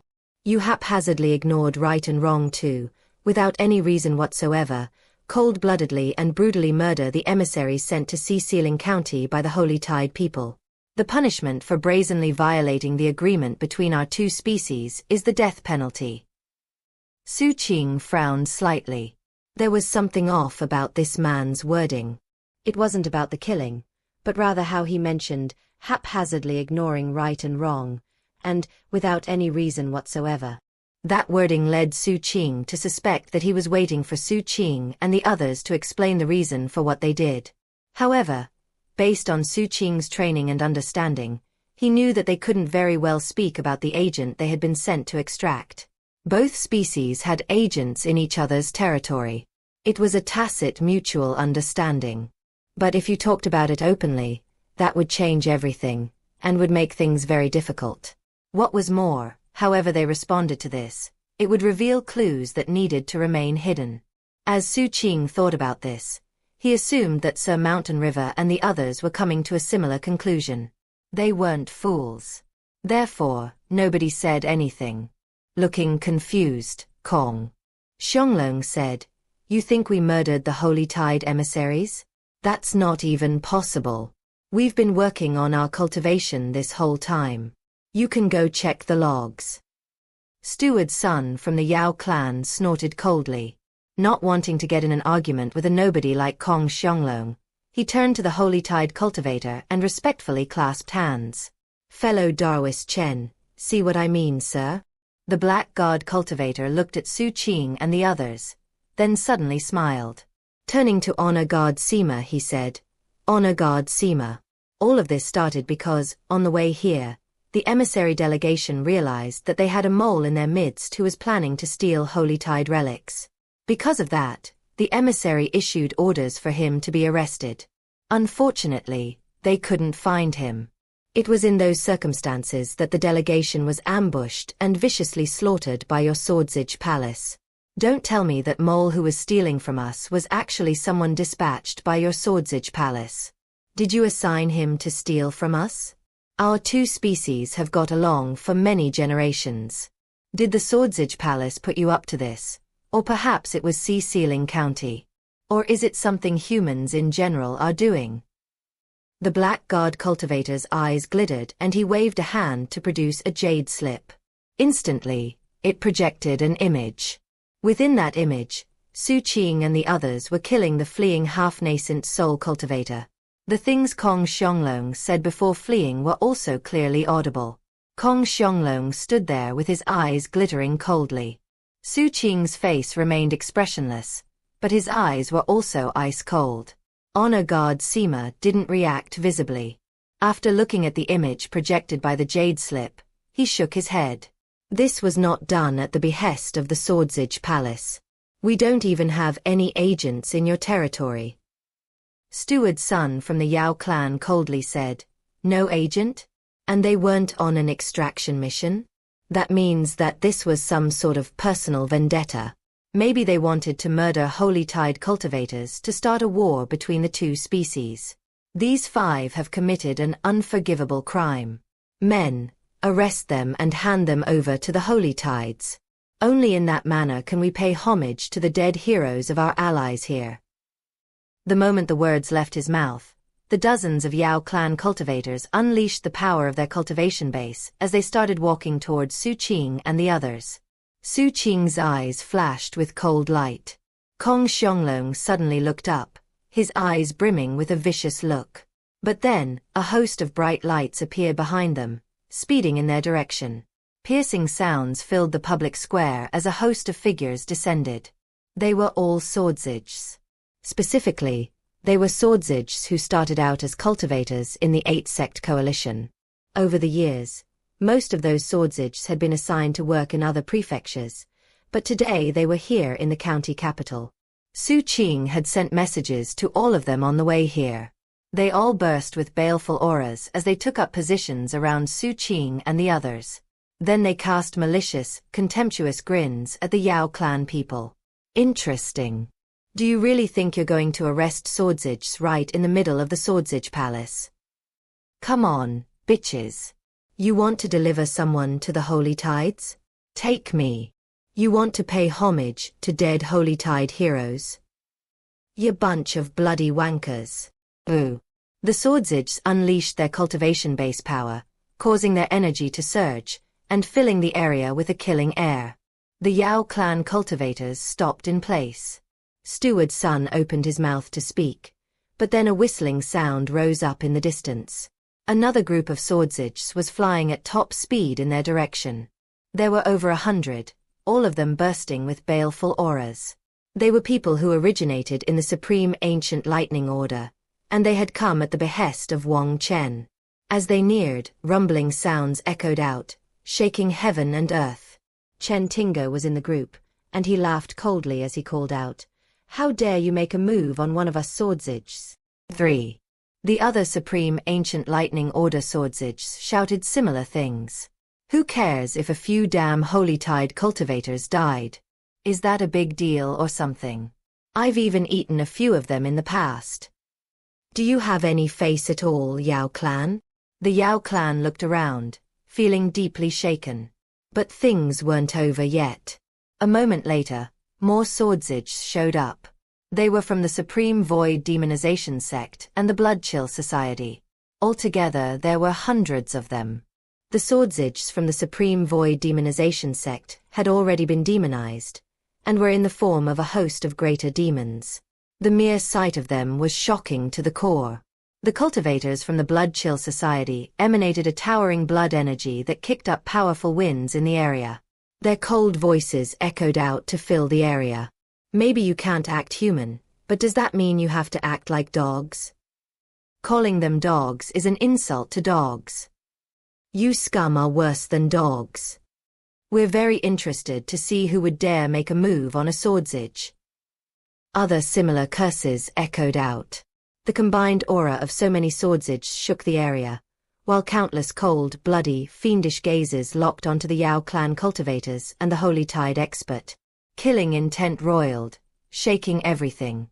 It seemed that the slightest move on the part of the Yao clan would prompt the swordsages to crush all of them out of existence. Facing such an intense baleful aura caused the Yao clan cultivators to shift in place nervously. What was more, there were even more swordsages approaching as the moments ticked by, all of them pulsing with killing intent. Steward's son saw all of that and was deeply shaken. He couldn't help but pant a bit as his pupils constricted. As far as he was concerned, this was a potential rebellion. "Honor Guard Sima," he said, turning to look at the Honor Guard. The Holy Tide Black Guard cultivator looked similarly grim. Meanwhile, Honor Guard Sima didn't betray any reaction at all. Smiling woodenly, he said, "Steward's son, I called these 5 here to give some face to the Yao mansion. You got to ask your question, and you heard their answer. The situation isn't complicated. We didn't dispatch any so-called agents. And we obviously didn't kill the Holy Tide emissaries. As for that silly jade slip of yours, They're easy to make. If you'd like, I can have a few more made and sent to you later. Stroking his beard gently, Honor Guard Sima smiled faintly. The Swordsage Palace has done what etiquette requires. But you Yao clan cultivators have foolishly gone and run your mouth here in the Swordsage Palace. The inaccuracies in your statement have provoked the wrath of these Swordsages, and sadly, there's nothing I can do about that. 1. We learned in Chapter 390 that cultivators from the Yao clan have the character Dao on their uniform. 2. In Chinese, this line of dialogue is a bit of dialectical cussing that makes it seem as if the speaker has a strong accent or is speaking in a non-standard dialect. 3. We last saw Chen Tingo on screen in Chapter 396, though he was mentioned a few times after that. Chapter 426. Walking alone in a dark alley. You, growled Steward's son from the Yao mansion. His expression was very unsightly as the baleful auras of hundreds of Swordsages made them seem like a pack of wolves glaring at him and the Holy Tide emissary. Inside, he was weeping bitterly. The truth was that coming here this day wasn't his idea. Frankly speaking, it seemed completely absurd for a Holy Tide to come to the Swordsage Palace and arrest some Swordsages. Unfortunately, the noble Marquis had given him clear orders to keep the Holy Tide emissary happy. Therefore, at this moment, he had no choice but to viciously grit his teeth. Glaring aggressively, he said, "The noble Marquis has issued clear orders. Take Kong Xianglong and his 4 companions into custody." Honor Guard Sima frowned slightly. Meanwhile, a dour smile appeared on the Holy Tide Black Guard emissary, while an imperceptible glimmer passed through his eyes. The truth was that causing trouble for Kong Xianglong wasn't the real reason the emissary was here. His real mission was to assess the Yao clan. During this entire time, he had been keeping a close eye on the facial expression of each member of the Yao clan. What was more, he had been using a secret magic to determine whether or not their attitude was genuine or fake. When the dozens of Yao clan cultivators heard the emissary's orders, they secretly groaned.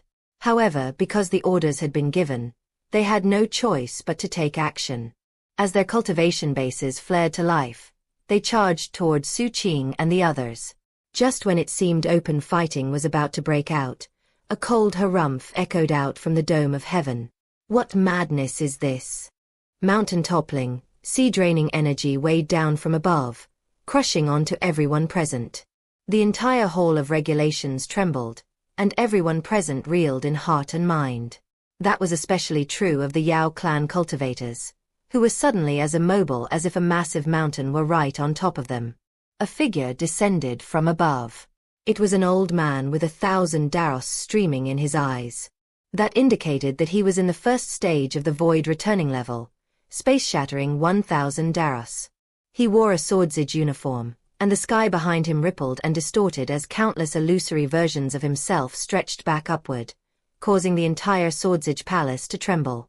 That was the sign of the second stage of the void returning level, transform 10,000 veracities. But there was more. As he descended, the space around him seemed to split apart. It was almost as if his every movement forward caused new worlds to be born, except they were like bubbles that existed for only a moment before popping. That was the sign of the third stage of the void returning level, 100 million thoughts split heaven. That said, there weren't very many worlds around the old man, which indicated that he hadn't fully stepped into that third stage. He was only about halfway there. Even so, he was still immeasurably mighty, and his mere presence caused the entire Swordsage Palace to go silent. Xu Qing instantly recognized him. This man was the very same person who had appeared when he swore his Swordsage oath. He was one of Swordsage Palace's deputy palace lords. Honor Guard Sima was the first to react. Clasping hands, he bowed and said, "Well met, Deputy Palace Lord." Xu Qing, Kong Xianglong, and the others quickly joined him, along with all of the surrounding Swordsages. "Well met, Deputy Palace Lord." The Deputy Palace Lord's face was expressionless as he looked at the clearly shocked Steward's son. "Screw off." Steward's son shivered from head to toe. He looked like he wanted to say something, but didn't dare to. Instead, he bowed his head, clasped hands to the black guard cultivator, then quickly led the Yao clan cultivators away. Ignoring the Yao clan, the deputy palace lord looked at the holy tide cultivator. As for you, you're an emissary, so I'll give you the time it takes an incense stick to burn to flee for your life. And that's only because we humans value etiquette. If you aren't back in holy tide territory by then, I'll personally cut you down. Expression flickering, the black guard cultivator turned and raced toward the teleportation complex. When all that was done, the deputy palace lord turned to Xu Qing and the others. Snorting coldly, he said, "You five sure have guts, don't you? Well, at the behest of the palace lord himself, I'm sentencing all of you to a month in the corrections division. Honor guard Sima, I want you to personally take them there." Xu Qing kept his head bowed. Sir Mountain River, Wang Chan, and Dusk Spirit all sighed inwardly as they also kept their heads bowed. Only Kong Xianglong stood there tall and straight. He would only show fear in front of the palace lord himself. That said, he was a bit disappointed. He had worked very hard to avoid repercussions from their deviation from mission protocol, but in the end, still ended up getting thrown in jail. "Yes, sir," Honor Guard Sima said somberly. Obviously, the deputy palace lord wanted him to escort Xu Qing and the others as a protector, just in case there were repercussions from the Holy Tides or the Yao clan. "What are the rest of you standing around gawking for? Get out of here. And remember, you're all swordsiges." With that, the deputy palace lord turned coldly and disappeared. Honor Guard Sima approached Kong Xianglong and the others. Looking them over, he eventually focused on Xu Qing. "I'm a swordsige honor guard first," he said, "and a Supreme Arbiter Immortal Society cultivator second." Perhaps an outsider might not understand what he meant by that. But given Xu Qing's background, he knew exactly what message was being sent. Clasping hands, he bowed deeply. That said, he wasn't quick to believe words. He would need more evidence before he was convinced. "Let's go. I'll escort you to the corrections division." Honor Guard Sima then led the way. Kong Xianglong looked at Xu Qing and breathed a sigh of relief. Sir Mountain River and Wang Chen blinked a few times, then edged closer to Xu Qing. "Xu Qing," Sir Mountain River said, "since we're visiting your home, we'll stick close to you." Xu Qing nodded. All of them seemed relieved as they left with Honor Guard Sima toward the corrections division. In the city center of the county capital, there was a round building that resembled an altar. It was very large, and had an open center. Inside of that open area were 3 palatial halls. One was black, one was red, and one was white. There were many smaller side chambers attached to each hall, a whole network of majestic buildings and towers. Each of the 3 main palaces had roof tiles of a different color and style. It was a very impressive sight. There was something very unique and unusual about this area. Though it seemed like the palatial complex existed within the altar, it actually didn't. If you stood within the complex and looked out, you wouldn't see the county capital. Instead, you would see an endless void with nothing in it. The palatial complex was the only thing that existed in that void. Within the white palatial hall were 3 people. 2 of them sat opposite of each other playing Go. The third stood next to the board watching them play. One of the people playing Go was the palace lord. The person sitting opposite of him was a middle-aged scholar in an embroidered robe. The scholar had fair skin and seemed somewhat soft and feminine.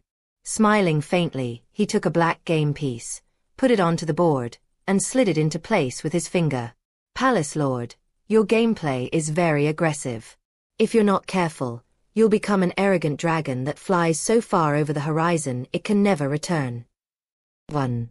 Not looking up from the Go board, the palace lord said, "I heard something I liked over in the Swordsige Palace just now." The scholar in the embroidered robe smiled. "Oh, what was that?" Face completely expressionless, the palace lord looked up at the scholar. "The noble marquis is a goddamn motherfucker." This scholar in his embroidered robe was actually the clan lord of the Yao clan. He was this generation's Marquis Yao, and thus, the person the governor and palace lords referred to with the respectful address, noble marquis. The palace lord's words didn't seem to anger the noble marquis. In fact, he was still smiling. Standing, he turned to the person who had been watching the game. Clasping hands, he bowed. Governor, the game has been decided at this point. There's no point in continuing to play. I have holy tide guests to accommodate, so I'd like to take my leave and go receive them. With that, Marquis Yao left, his garment swishing as he entered the dark void beyond the palatial hall. He seemed very lonely. The person who had been standing to the side and watching the Go game was an old man in a rough hemp jerkin. He looked like a very ordinary person, with kind eyes and not a hint of might or grandeur. He had even smiled and nodded in response to Marquis Yao's words a moment ago. This man was none other than the governor of Xiling County. Exalted governor, the palace lord said. I still don't trust him. The governor chuckled and sat down across from the palace lord. As he cleaned up the board, he quietly said, Brother Xianxia, I'm aware that you were intentionally playing the part of the arrogant dragon in your gameplay just now. You wanted to remind Yao Tianyan not to turn the ruse into reality, and thus make himself the arrogant dragon. Boo. But remember, your role is to be the aggressive killer, while Brother Chenyan's job is to form alliances and friendships. The two of you are supposed to be as opposed as fire and water. That's the secret plan the three of us devised years ago. 4 years now, people everywhere have been cursing the Yao clan. They curse them for being shameless. They curse them as brainless. They curse them for being traitors. They curse them for intermarrying with non-humans. They curse them for being arrogant and despotic. They call them worse than pigs or dogs. There are very few people in the Yao clan who are privy to our plan. And those who do know the truth are required to keep it a secret. They can only bitterly endure all of that hardship. Yao Tianyan was an outstandingly gifted scholar who shook the imperial city to the core. He was an amazing chosen cultivator. But now he bears the curses of all humanity on his shoulders. Things are a lot worse for him than you. All of that is thanks to my own uselessness. Because of me, Xiling County is unstable. Because of me, humankind continuously declines. Thus, we have no choice but to play out this strategy. The palace lord didn't reply for a while. He just looked off into the distance. Then he said, Governor, there's no need for you to be so self-deprecating. Without your painstaking efforts, our Xiling County, which is so far away from the core of humankind here in the Holy Tide region, would long since have been devoured by the Holy Tides. I understand everything you just said, and I also understand that he has a harder lot than me. I understand his sacrifice. But I'm worried that there are people in the Yao clan who are going to push things far enough that they really become a bunch of arrogant dragons. The governor thought for a moment, then quietly said, He's a leader who has the interests of all humankind at heart.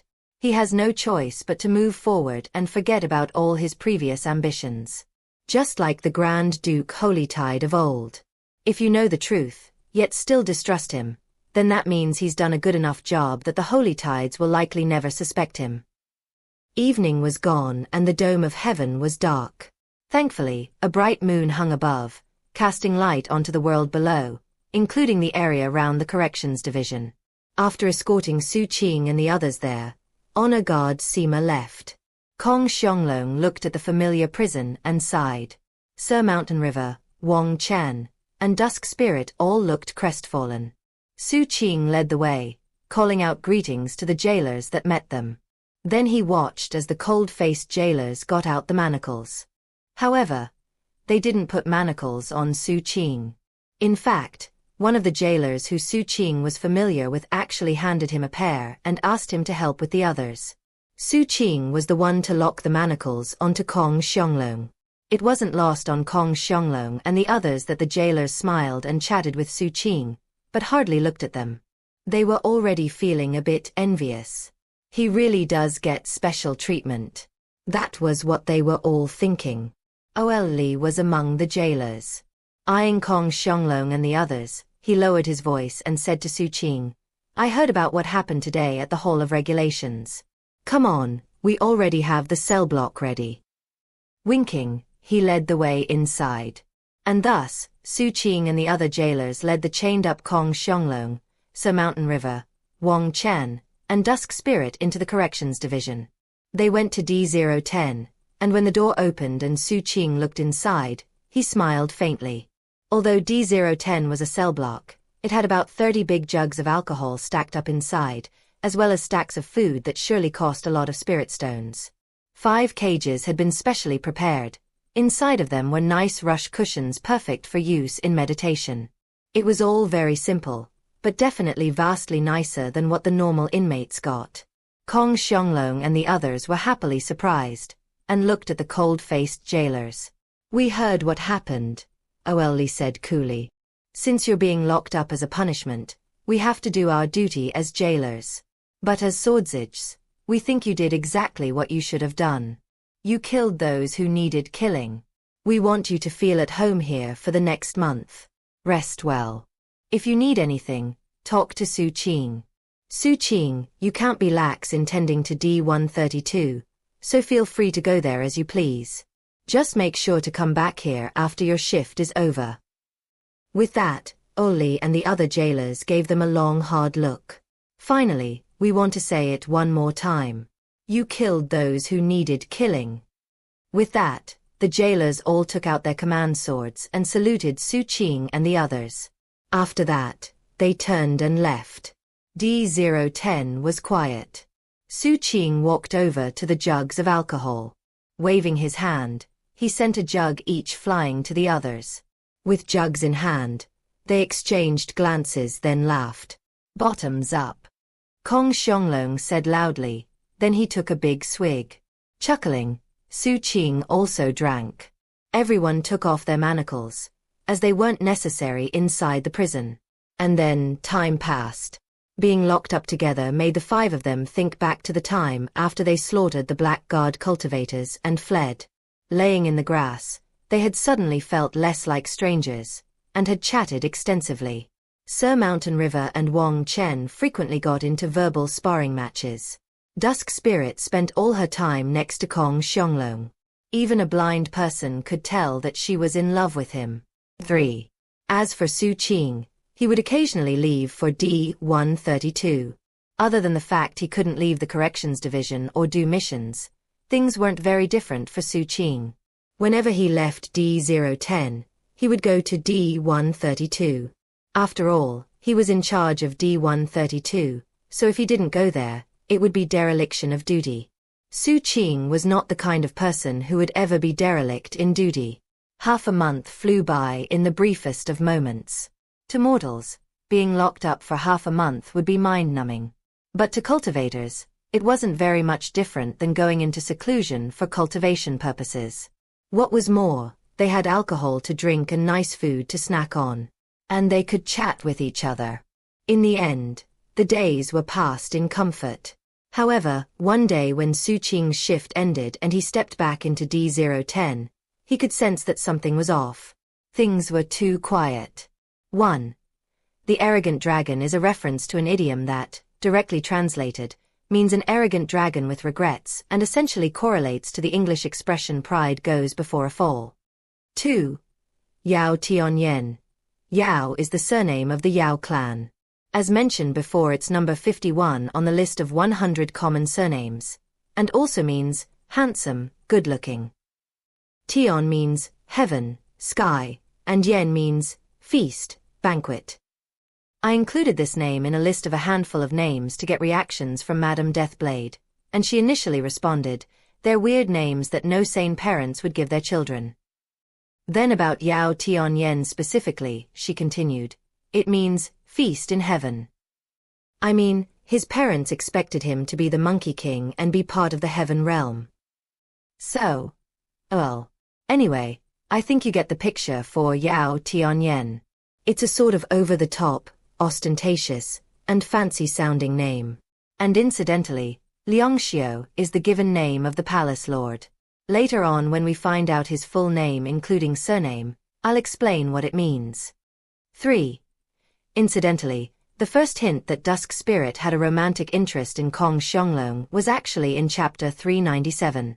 Chapter 427. Meeting the best friends. Xu Qing's heart started racing.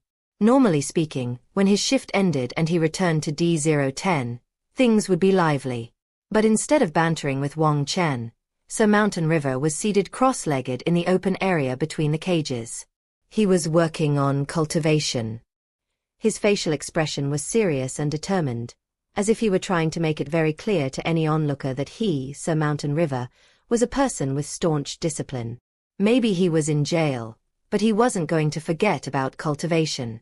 Any location could be a place for Sir Mountain River to hone his temperament. As for Wang Chen, his true form had emerged from his coffin. He sat cross-legged in his cage, his facial expression incredibly solemn. His hands were clenched into fists as if he regretted a huge mistake. Under his control, his smoke-white doppelganger was currently writing some sort of essay onto the wall of the cell. It was a very, very long article, and it appeared to be all about Wang Chen's faults. From the expression on his face, it really seemed that he was determined to criticize himself. Anyone who saw him would feel deeply moved. And then there was Kong Xianglong. His situation was more dramatically exaggerated than any of the others. He sat cross-legged in his cell, facing the wall, with his back to the door as he loudly gave voice to his regrets. I really messed up big this time, Dusk Spirit. The Palace Lord only locked us up for a month, but I don't think that's enough. I need more punishment. I can't let the old man down. Come, Dusk Spirit. You stand in for the Palace Lord to beat me. Only if you do that on a daily basis will I feel slightly better. As he spoke, Kong Xianglong's facial expression went from being regretful, to angry, to wistful, to proud. He seemed to be putting all of his inner distress and other emotions on full display. Dusk Spirit stood behind Kong Xianglong, holding a rod in her hands. Nodding gravely, she said, "The fact that you can admit your error shows that you've grown up some, Big Bro Kong. You used to be too impulsive. But then again, I have my own faults. I think we need to keep each other in check." As Dusk Spirit spoke, she viciously hit Kong Xianglong on the back with the rod, causing loud smacking sounds to echo out. After seeing all of this, Xu Qing bowed his head and quietly entered his own cell. Sitting down, he took out a bamboo slip and his iron skewer, then slipped manacles onto his wrists. His motions seemed smooth, almost rehearsed, as if he always did this when coming back from his shift. With the manacles on, Xu Qing solemnly began using the iron skewer to carve all the Swordsage rules onto the bamboo slip. Line after line, he wrote, as if he had done this day after day as a way to admit his faults. It really looked like he was pouring his thoughts onto the bamboo slip. What was more, the fact that he had put the manacles on himself made it seem like he was truly being strict with himself. Time ticked by. About an hour later, a cold harumph filled the cell block. "You're like a bunch of wolf pups. Very clever." As the voice filled the cell block, the Palace Lord appeared. Sir Mountain River looked up and, seeing the Palace Lord, quickly scrambled to his feet, clasped hands and bowed, his face a mask of regret. Wang Chen also stood and bowed to the Palace Lord from within his cell. He opened his mouth as if to speak, but then closed it and averted his eyes, his facial expression full of regret. Kong Xianglong and Dusk Spirit did the same thing, as did Xu Qing. As they bowed in greeting, the Palace Lord clasped his hands behind his back and walked around to inspect them. "You five have got some skills.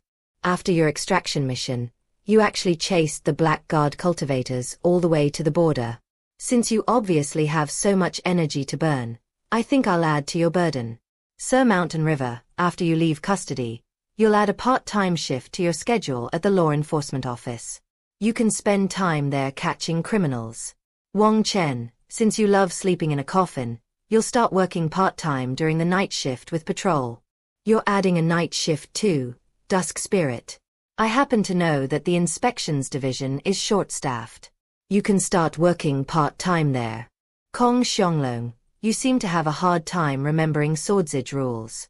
Therefore, your part-time assignment will be in the Hall of Regulations. Your main responsibility will be lecturing people who break the rules. And as for you, Xu Qing, since you're so energetic, In addition to working as a guard in Unit D, you can start working part-time as a Unit C jailer.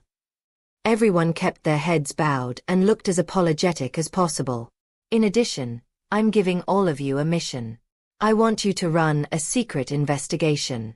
We've received reports from spies indicating that a lot of immortal puppets have appeared among the Holy Tides.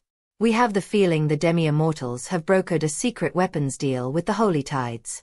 It's a very sensitive matter, so I want all of you to use every skill and ability at your disposal to get to the bottom of it here in the county capital. Whoever can dig up hard evidence will receive a Grade 2 battle credit along with 500,000 military credits. Xu Qing's eyes lit up, and the other four reacted similarly. 500,000 military credits was a big sum, and that wasn't to mention a battle credit. Battle credits were very difficult to earn. In fact, for all intents and purposes you couldn't earn it. It was only given out when you went on an extremely dangerous and potentially deadly mission. To date, only Kong Xianglong had earned one battle credit, and it was only Grade 3. He had earned that previously when he accepted a mission to go into deep cover in Holy Tide territory, at the risk of his life. But now they had a chance to earn a Grade 2 battle credit, merely by finding evidence that the Demi-Immortal and Holy Tides were working together. When the palace lord saw their eyes glittering, he nodded. Without another word, he turned and left. After he was gone, the cell block went quiet for a moment. Everyone exchanged glances, and they could all see how much they longed to earn that battle credit. Finally, they took deep breaths and went back to what they had been doing before. 2 hours went by. Finally, Kong Xianglong cleared his throat. He's gone. Sir Mountain River exhaled and flopped onto his back. Wang Chen's smoke-white doppelganger disappeared, and his true form sighed. He had been putting on his act for so long he felt like his face was stiff. Dusk Spirit put away the rod and started tenderly applying medicine to Kong Xianglong's back. Kong Xianglong didn't seem worried about such minor injuries. He actually looked very pleased as he hefted a jug of alcohol. It's a good thing I reacted quickly, otherwise we would have been in big trouble. I just knew the palace lord was going to make a surprise inspection. Xu Qing, you did a wicked job of adapting. The palace lord knows what we're really like, but he's just too straight-laced. Everything comes down to the rules with him. Showing him what he wants to see is the real key. Kong Xianglong looked around a bit nervously. Whenever he mentioned the palace lord, he felt a bit antsy. Xu Qing took off his manacles and walked out of the cage, all the while thinking about the situation with the demi-immortals. Walking over, Wang Chen kept his voice low as he said, "Big bro Kong, how did you know the palace lord was coming?" Kong Xianglong laughed heartily. "I have my ways. And they're top secret." "Top secret. Well, never mind then. Oh, by the way, Big Bro Kong, are you very familiar with the demi-immortals?" Kong Xianglong shook his head. "Not very. But I'm confident I can get to the bottom of this immortal puppet situation. It shouldn't be too hard." Sitting back up, Sir Mountain River said, "Does this have something to do with our last mission? Don't tell me that the intelligence report from that extraction mission was about this situation." "I doubt it's that simple," Xu Qing said. Dusk Spirit's eyes flashed. "It doesn't matter either way. The demi-immortals have crossed the line. Immortal puppets are essentially weapons of war. I can't believe they would dare to sell them to the Holy Tides. There's no point in overthinking things, especially right now," Kong Xianglong said. "Once we're out of here, we can all use our various methods of investigating the situation." They continued to discuss the matter until it was time to rest. The remainder of the month flew by. One cloudy, rain-swept afternoon, the time came for them to be released.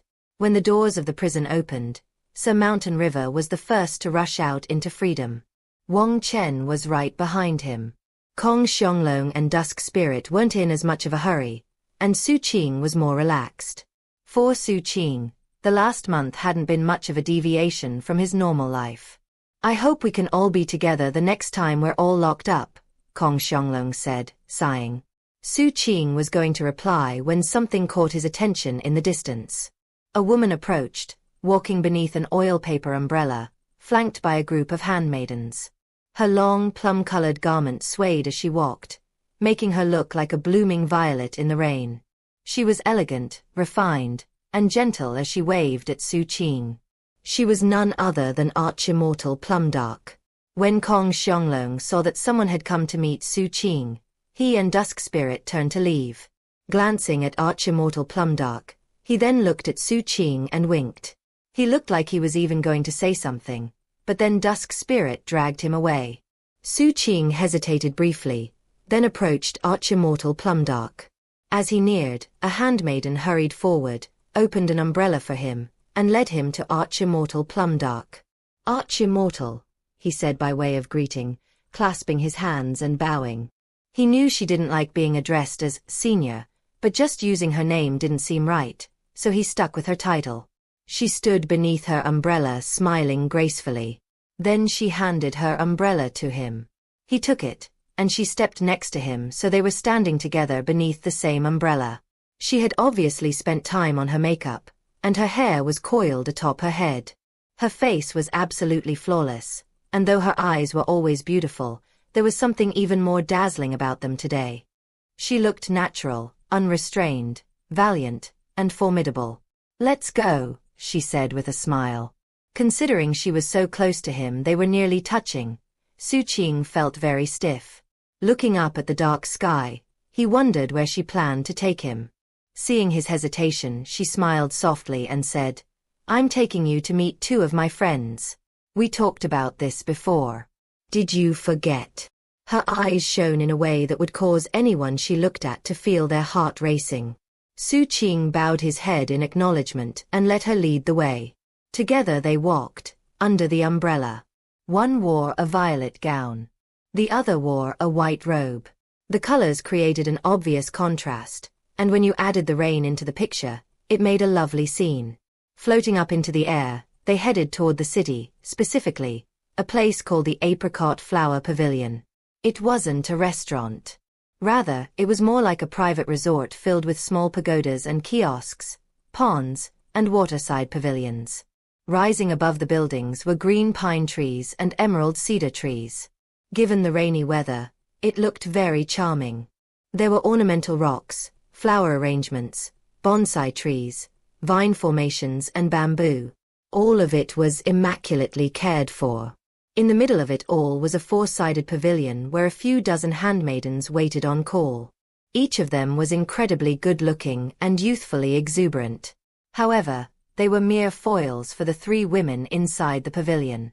Just like the plum blossom, orchid, bamboo, and chrysanthemum, these three women were all spectacularly beautiful, yet were unique in their own right.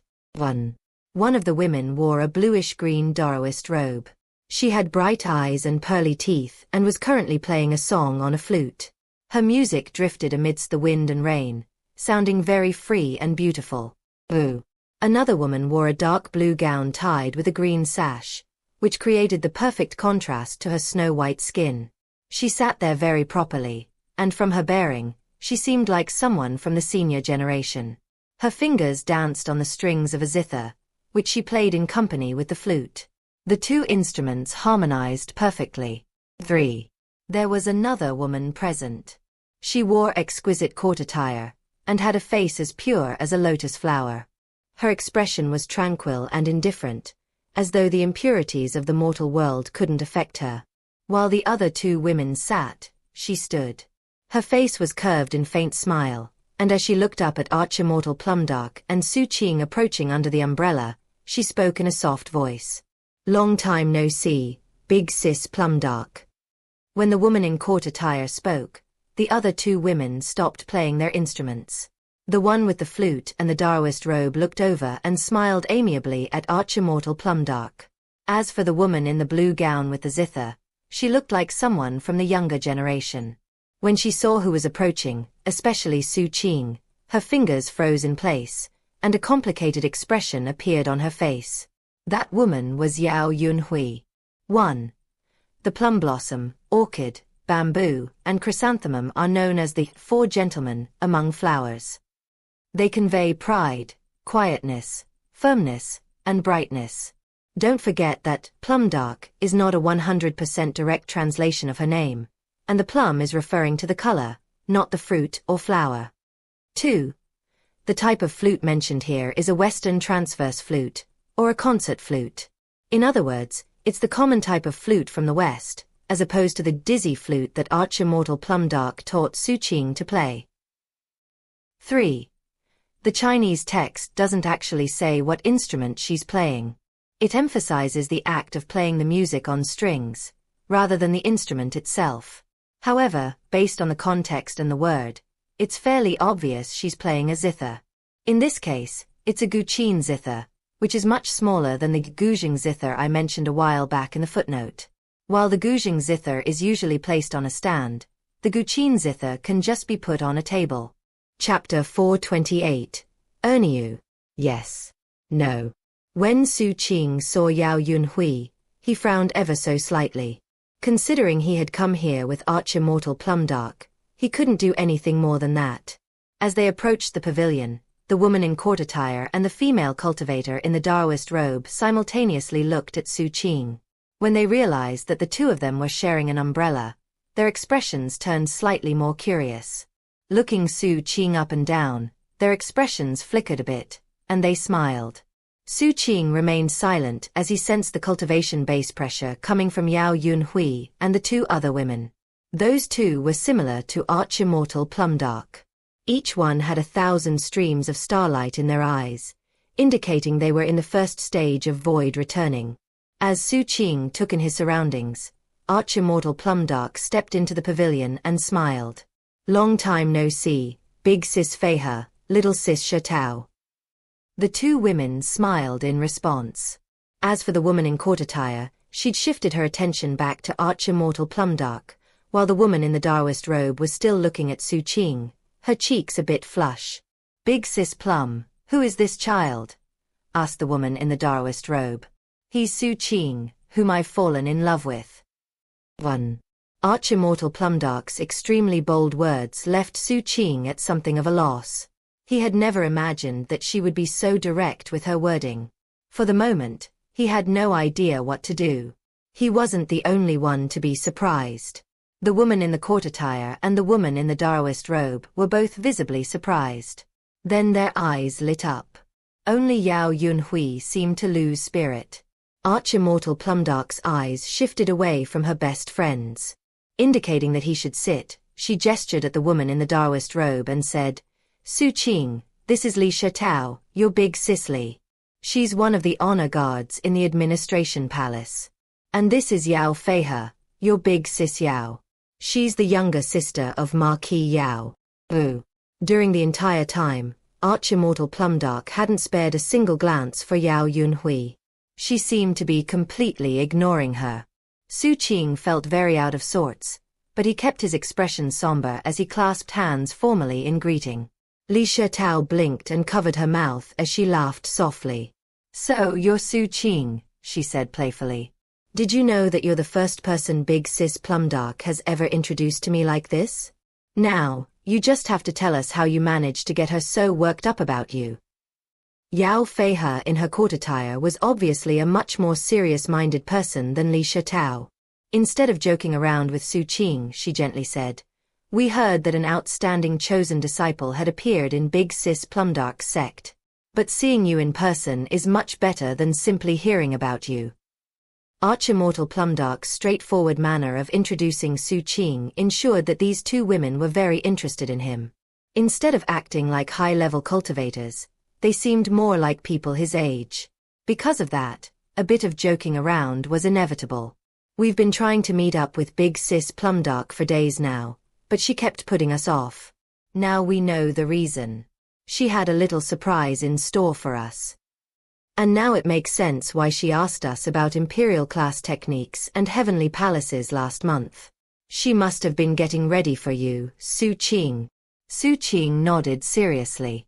There was simply no way he could relax in a situation like this, and was sitting there on pins and needles. Plum Dark herself made him nervous, but now she was with her best friends and they were all bantering. To Xu Qing, who wasn't a wordy person, and had never done anything like this, it was simply too much to handle. However, the more he acted like that, the more Li Shitao wanted to tease him. What gives, little bro? Why so silent? Aya, big sis Plumdark. This Xu Qing of yours is so shy. Seeing that Xu Qing was at a loss for words, Arch-Immortal Plumdark smoothly turned the conversation topic around on her friends. How have things been the past few years? How are things going with you and elder brother Chen from the Supreme Ancient Lightning Order? Don't even mention him, Li Shitao said, sighing. She looked back at Xu Qing. Little bro, do you happen to have any friends you could introduce me to? Xu Qing thought for a moment, then nodded. I have an elder brother. When Arch-Immortal Plumdark heard that, she cleared her throat to change the conversation topic. Looking at Yao Yunhui, she said, who might this be? Under normal circumstances, Yao Yunhui wouldn't have been so quiet. But today her aunt had forced her to come along for some reason. Truth be told, she'd had no idea that her aunt, whom even her father had to treat respectfully, would actually turn out to be a close friend of Arch-Immortal Plumdark. 3. Sighing inwardly, and suppressing her mixed emotions, she rose to her feet and gave a curtsying bow to Arch-Immortal Plumdark. I'm Yunhui. Well met, Arch-Immortal Plumdark. Arch-Immortal Plumdark nodded slightly, then looked at Yao Feihe. What exactly is going on here, big sis Yao? Yunhui tends to be a bit rash. She made some mistakes in the past, so I brought her here with me so she could apologize to you and Xu Qing. It wasn't lost on Yao Feihe that Arch-Immortal Plumdark had addressed her differently than before, which went to show how displeased she was. For Yao Feihe had originally simply planned to have her niece apologize to Plumdark. But after being introduced to Xu Qing, she realized what was really going on, and therefore she added him into the apology explanation. Yao Feihe was very different from Li Shitao. Li Shitao was energetic and playful, and would make friends with just about anybody, regardless of their social standing. But as the younger sister of Marquis Yao, things were different for Yao Feihe. She was very choosy about who she befriended. For example, Plumdark was from a distant sect that wasn't considered very powerful. But in terms of intelligence and aptitude, Plumdark was among the best of the best. You never knew where people like that might end up, and most definitely should not look down on them because they had humble beginnings.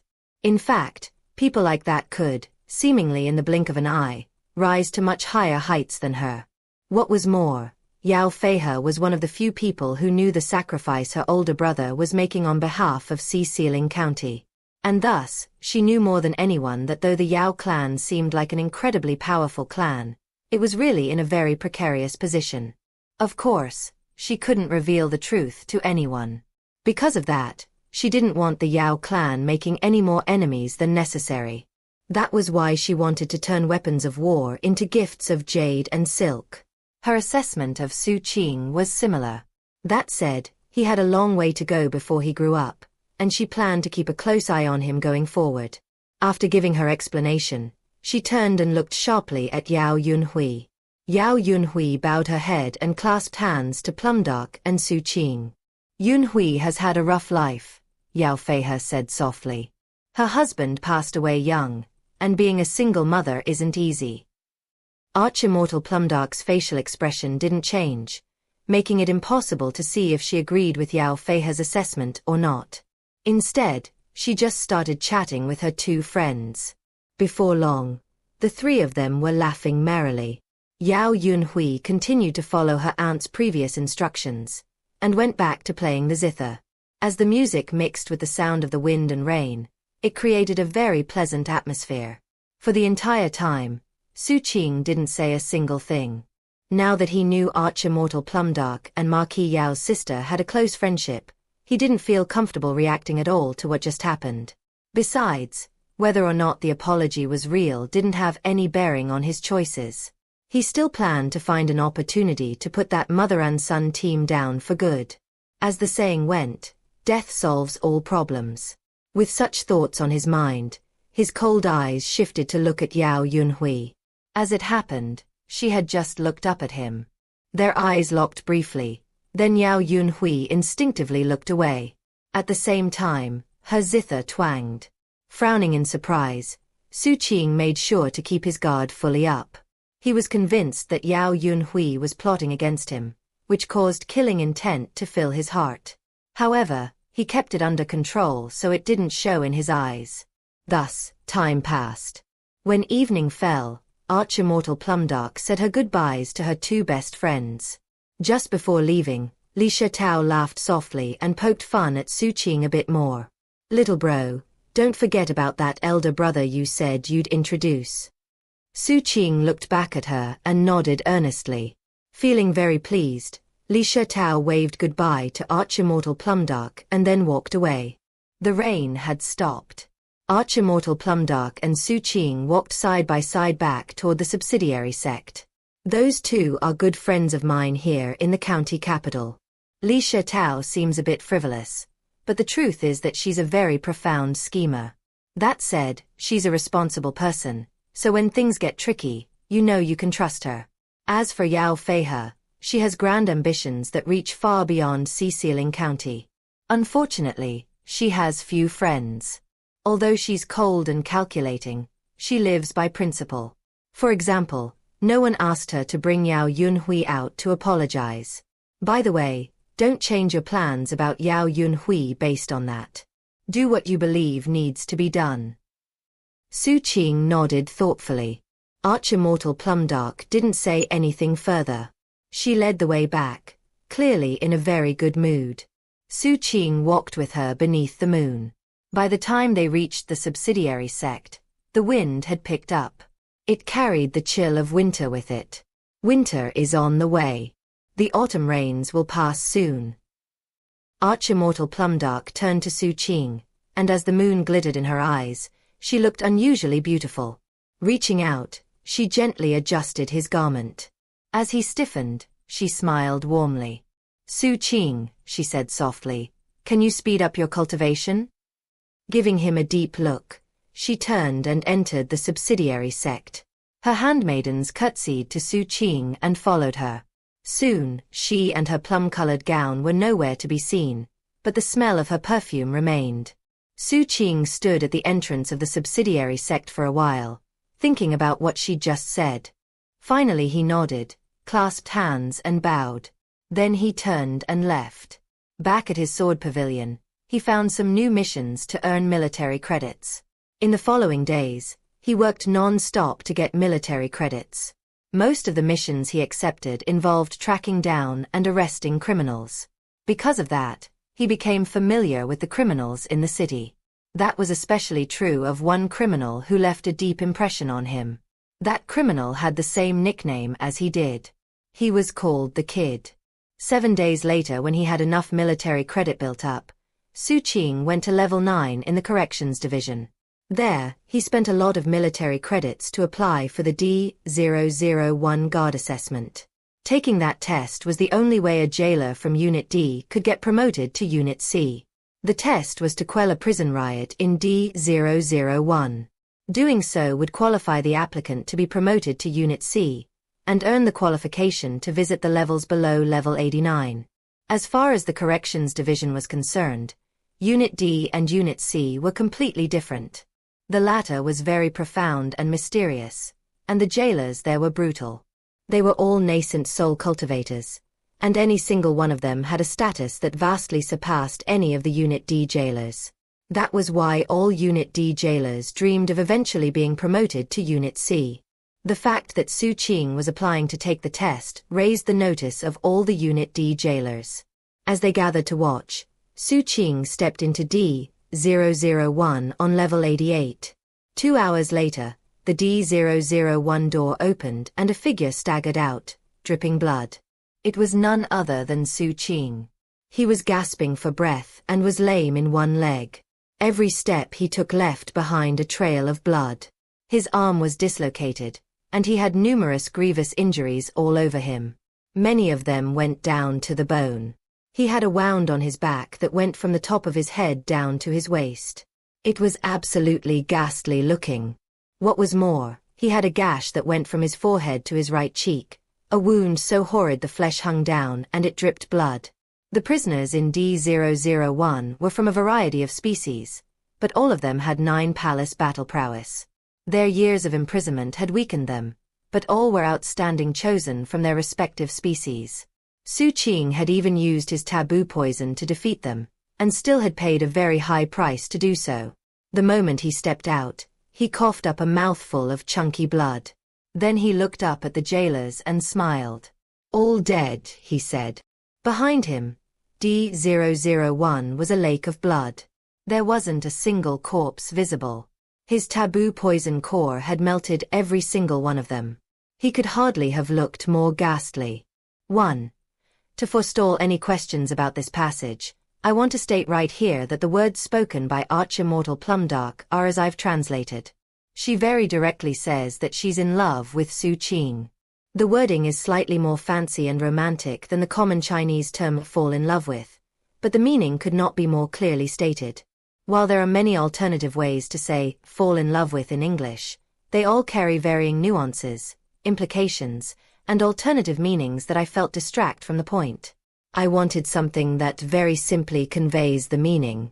As you can see from the way the others in the scene react to her words, it's borderline shocking that she would say something like this so directly.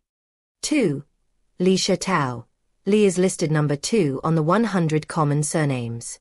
Shi means poem, poetry, and Tao means peach. Don't forget about that peach part. Incidentally, the sh is not pronounced she, but rather, almost exactly like the English word sure. Madame Deathblade says this name sounds romantic and poetic. Yao Feihe. This is the Yao from the Yao clan. Fei means fly, flying, and he means lotus. The he is not pronounced like the English word he, but rather like ha. Madame Deathblade says this name sounds like a somewhat antiquated name for someone in the older generation. 3. Just pointing out that the familial forms of address all coincide with the information we've been given in previous chapters. Specifically, the word for paternal aunt is used, indicating that Yao Feihe is the sister of Yao Yunhui's father. Back in 396 we learned that Yao Yunhui is the daughter of Marquis Yao, who appeared 2 chapters ago. 4.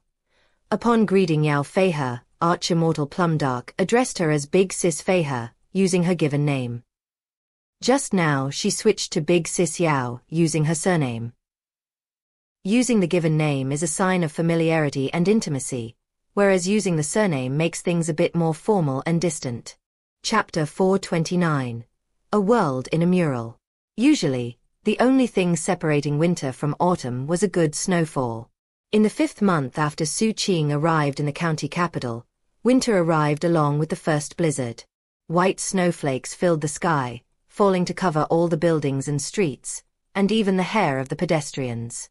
It painted the world silver, and made it seem like everyone in the city had white hair.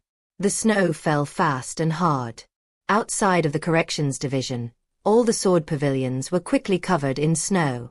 In the middle of the snowstorm, Xu Qing emerged in his swordsage uniform and made his way to the corrections division. Today was his first shift in Unit C. A few days after he passed the test by quelling the riot in D001, he was officially no longer a Unit D jailer. Instead he was a Unit C jailer. That said, he wasn't planning to abandon his duties in D132. He would still work part-time as the guard of that cell block. The uniforms worn by the Unit C jailers were no different than those of the Unit D jailers. However, they had a black badge on the collar, shaped like a tree branch. If you likened the corrections division to a tree, then the Unit D jailers were the leaves, while those from Unit C were the branches. As Xu Qing walked down the stairs, he could already sense the glory that came along with that badge. Everywhere he passed, the Unit D jailers clasped hands and bowed, their expressions full of reverence. Xu Qing returned their salutes. Eventually, he reached level 88. Then he passed level 89. And finally he reached the stairs that led down to level 90. There he took a deep breath, his expression very somber. Level 90. Taking a step forward, he continued. Clicking sounds rang out with each step he took. His footfalls were the only sound to pierce the quiet surroundings. The light that came into the corrections division couldn't reach level 90, so everything around him was increasingly dark. Eventually, he reached the final step. There he stopped, looking around at level 90. Things were different here compared to Unit D. The humidity ensured that the floor was covered with moss. It really felt like a different world, especially when he looked up. For one thing, though this floor was circular like those above, there were no cell blocks and no doors. There was only a mural that circled around the entire floor. The mural went from floor to ceiling, and depicted a sun, moon, clouds, rivers, mountains, buildings, and even living things. It looked like an entire world. However, the colors were very drab, making the mural seem dark.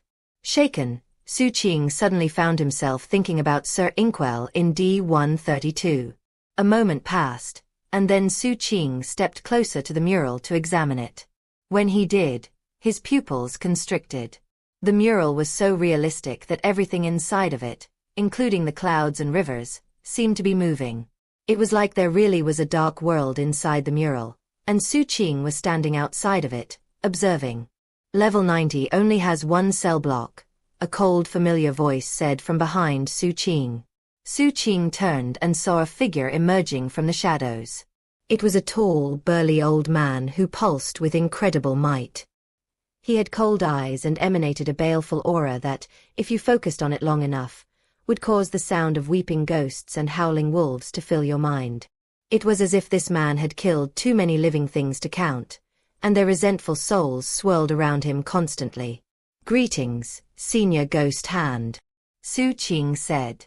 This was the very same swordsage who had given the training lecture about the most common non-human species and their lethal weaknesses. Xu Qing had been his assistant in that lecture, giving him a close-up view of many of the corpses, as well as Ghost Hand killing a few of them personally. 1. He remembered Kong Xianglong mentioning that Ghost Hand was a jailer.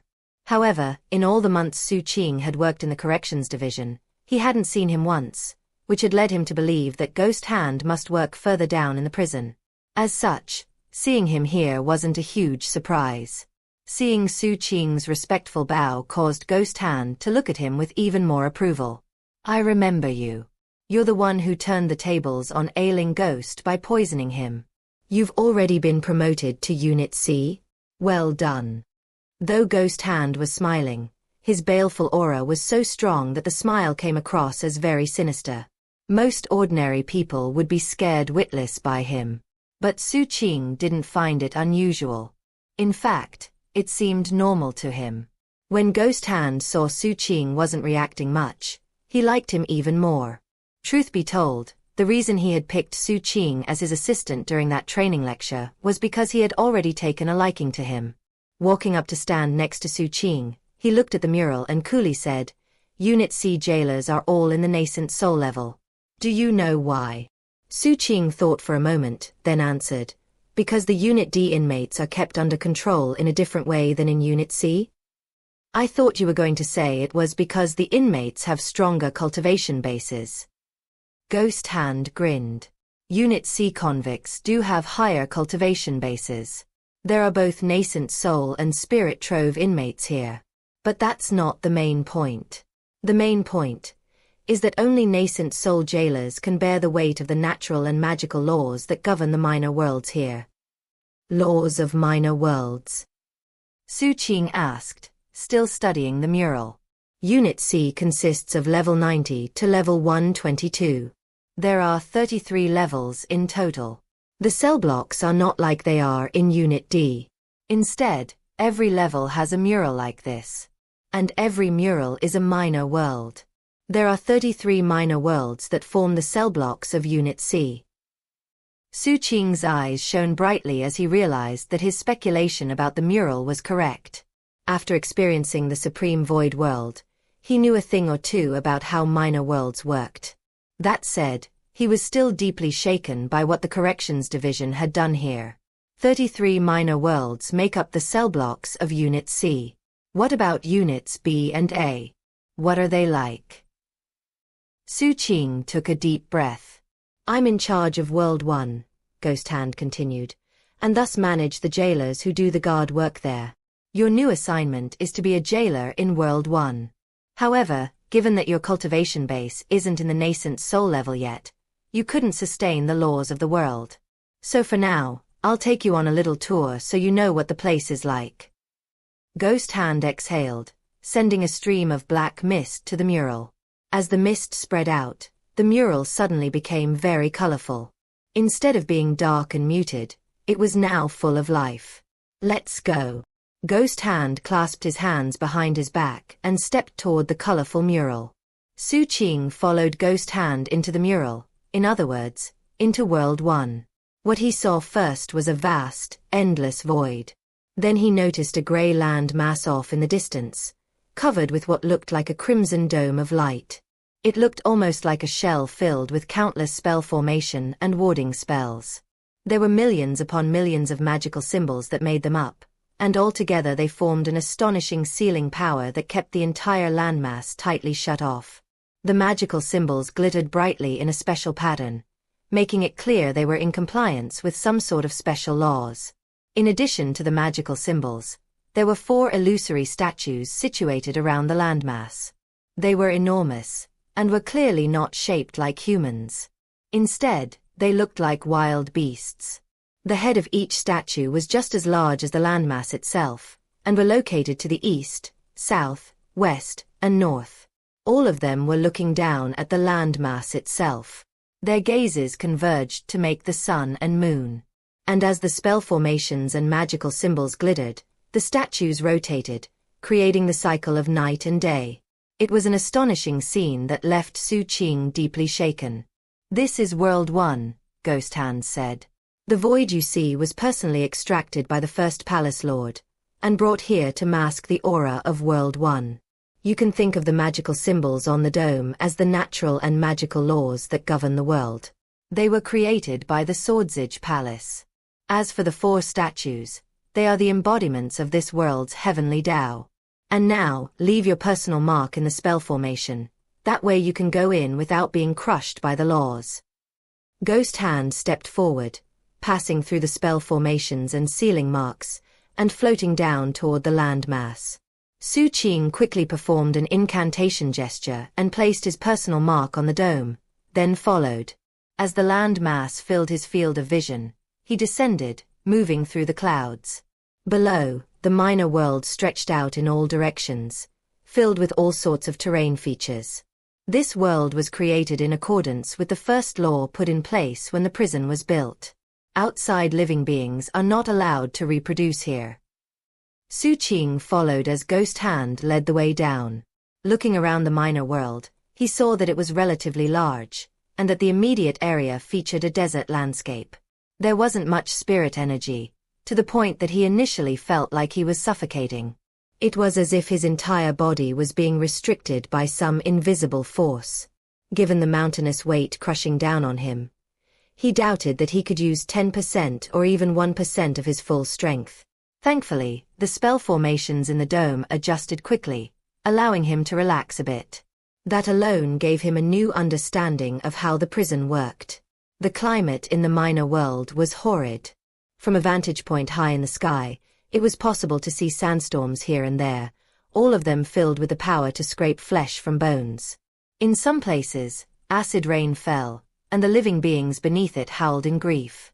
In some places magnetic tempests raged, causing heavenly lightning to fall with deadly force. There are so many non-humans and grus imprisoned in the 33 worlds that you could never count them. They live in torment in the minor worlds, unable to control their own life or death. After all, the natural laws here are all controlled by the Corrections Division. He waved his hand, and the desert landscape changed. Mountains suddenly rose up, and great rivers spread out across the lands. However, he wasn't finished. He waved his hand again, and the mountains instantly disappeared. Water vapor began to gather, and seawater bubbled up from the land until they were in a huge sea. Mountain hurling, sea-draining force could be unleashed with the wave of a hand. Xu Qing looked at it all with a very serious expression. "Xu Qing, do you know why the prison is so fear-inspiring?" He looked at Xu Qing. "Because of what it takes away," Xu Qing replied somberly. Exactly. We take away what used to belong to the prisoners. Things that they took for granted become things they can only dream about.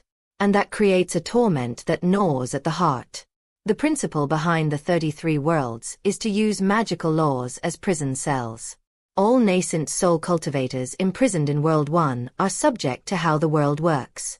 They're still in the nascent soul level. We don't limit their cultivation base. But they are nascent soul cultivators from a minor world. In the revered ancient mainland, a 4-flame foundation establishment cultivator is roughly equivalent to a nascent soul cultivator from a minor world. And a gold core cultivator with 1 heavenly palace is about the same as someone in the mid-nascent soul level. The inmates here are used to being able to call the wind and summon the rain with their techniques in revered ancient. But here, they're much weaker.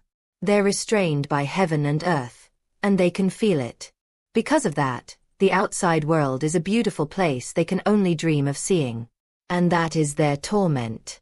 What they once had has been taken away. What they once took to be simple has turned into a longing for extravagance. This is how Unit C works.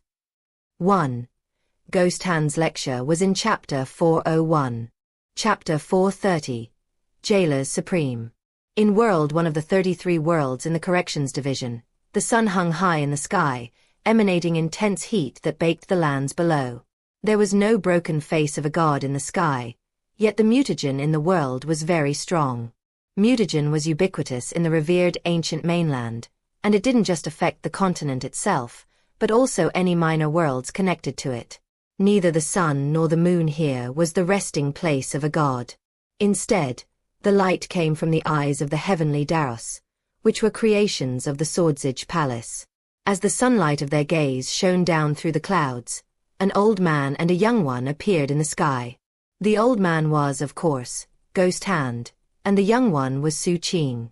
Unit C jailers have simple work, Ghost Hand said as he led the way down. They patrol this world. You're not the only jailer assigned here. Including you, there are a total of 67. In terms of the patrol route and the scheduling, that will all be arranged before you arrive for duty. For now, I'll take you around to let you start getting familiar with the place. Yes, sir, Xu Qing said respectfully. Also, Xu Qing, as a Unit C jailer, you get 2 big perks. Grinning, Ghost Hand took out a flagon of alcohol and drank a mouthful. The first perk is that you have no limit on the number of prisoners you can kill per month. That said, don't go overboard. The second perk is the one that Unit C jailers care the most about. And that's related to enlightenment opportunities in the minor worlds. The natural and magical laws here are under the control of the jailers. As a result, you can seek enlightenment of the operations of heaven and earth, and can even do research into the formation of the Tao of Heaven. Those things will be critical when you break into the Spirit Trove level. The secret troves of the Spirit Trove cultivators are all governed by a heavenly Tao. Right now you aren't even in nascent soul. That said, the earlier you start seeking enlightenment, the better it will be for you. Once your cultivation base is high enough to go on patrol, your senses will lead you to the spots where you can benefit. As for how much you benefit, that will be up to your personal good fortune. Xu Qing committed that to memory. It was his first time hearing much at all about Spirit Trove.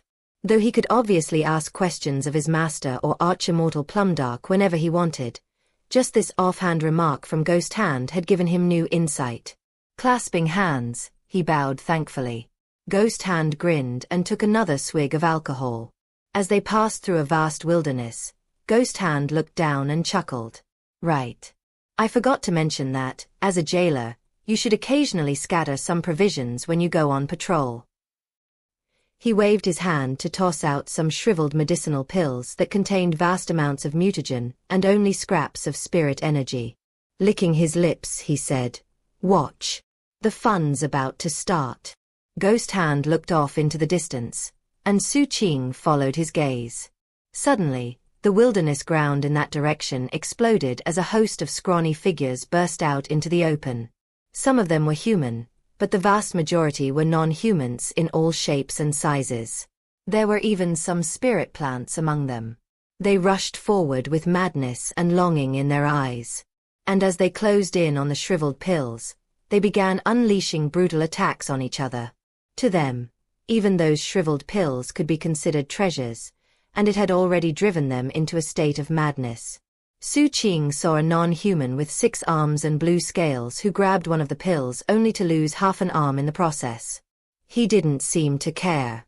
After throwing the pill into his mouth, a look of contentment filled his face. Then he turned to flee. He wasn't fast enough. A group of several non-humans fell on him and ripped him to shreds, all to get some of the lingering effects of the medicine. In another area, a group of about 100 inmates with bloodshot eyes were fighting fiercely among themselves. In the end, one of them came out victorious and covered with blood. The pill was also covered in gore, but he consumed it without hesitation. Similar scenes played out everywhere. Every single pill resulted in fierce and violent fighting. Before long, the surrounding wilderness was littered with corpses. The survivors noticed Xu Qing and Ghost Hand up in the sky, and reverently dropped to their knees to kowtow. It was almost as if they were bowing to gods. This is where we've been putting the liveliest prisoners over the last 100 years or so, which is why things got so spirited. That 6-arm that got ripped to shreds was once a 7-soul cultivator who murdered a cultivator from the administration palace. On the outside, he had quite a fierce reputation. But in here, it doesn't matter that he was in the nascent soul level. Once part of a minor world, he was incredibly weak. 1. See that wing flyer? The one with the wings on his back? I arrested that one personally. He was really incredible on the outside. As an 8-soul cultivator, he terrorized Daybreak Prefecture. What do you think it's like for them to think back to when they could call the wind and summon the rain, all while being weak and powerless in here? Ghost Hand grinned. Xu Qing looked around and noted how all the inmates had such weak cultivation bases. Clearly, some of them were in the nascent soul level, and yet they seemed weak enough that he could kill them as easily as turning over his hand. They all covet those shriveled pills because they live in a place almost completely bereft of spirit energy. If they want to keep on living, then they need to keep their cultivation base intact. Therefore, they have to be willing to die at least once to get those pills. Xu Qing frowned. What Ghost Hand said seemed strange. In order to avoid dying, they had to be willing to die? It seemed contradictory. Ghost Hand chuckled and said nothing further as he led Xu Qing onward. They passed mountains and deserts until they eventually reached a sprawling plain. Looking around, Xu Qing's pupils constricted. As far as the eye could see, there were figures seated cross-legged in meditation. Just about every species imaginable could be seen, and all of them sat perfectly motionless with their eyes closed. They all had very weak life force. And the plane upon which they sat had a shocking spell formation built into it that slowly extracted their life energy and cultivation base. The main rule that governs this place is something we call the reset. Other than the inmates killed by jailers, everyone who dies here experiences the reset on a monthly basis. When that happens, they get resurrected, missing some of their memories, and their record wiped clean. After dying enough times, they eventually become like the Walking Dead, completely bereft of any memories. Then they wander mindlessly here, where they become a power source for the county capital's taboo treasure. Xu Qing, most inmates consider losing memories to be the most painful thing imaginable. That's because their memories remind them of what it was like outside, and how much better it was than here. At the same time, their memories make them an individual, so they view them as priceless. Losing memories means losing themselves as a person. Therefore, the idea of slowly losing their memories fills most of them with terror. If they don't fight for those pills, then they can't replenish their spirit energy, and they'll die sooner.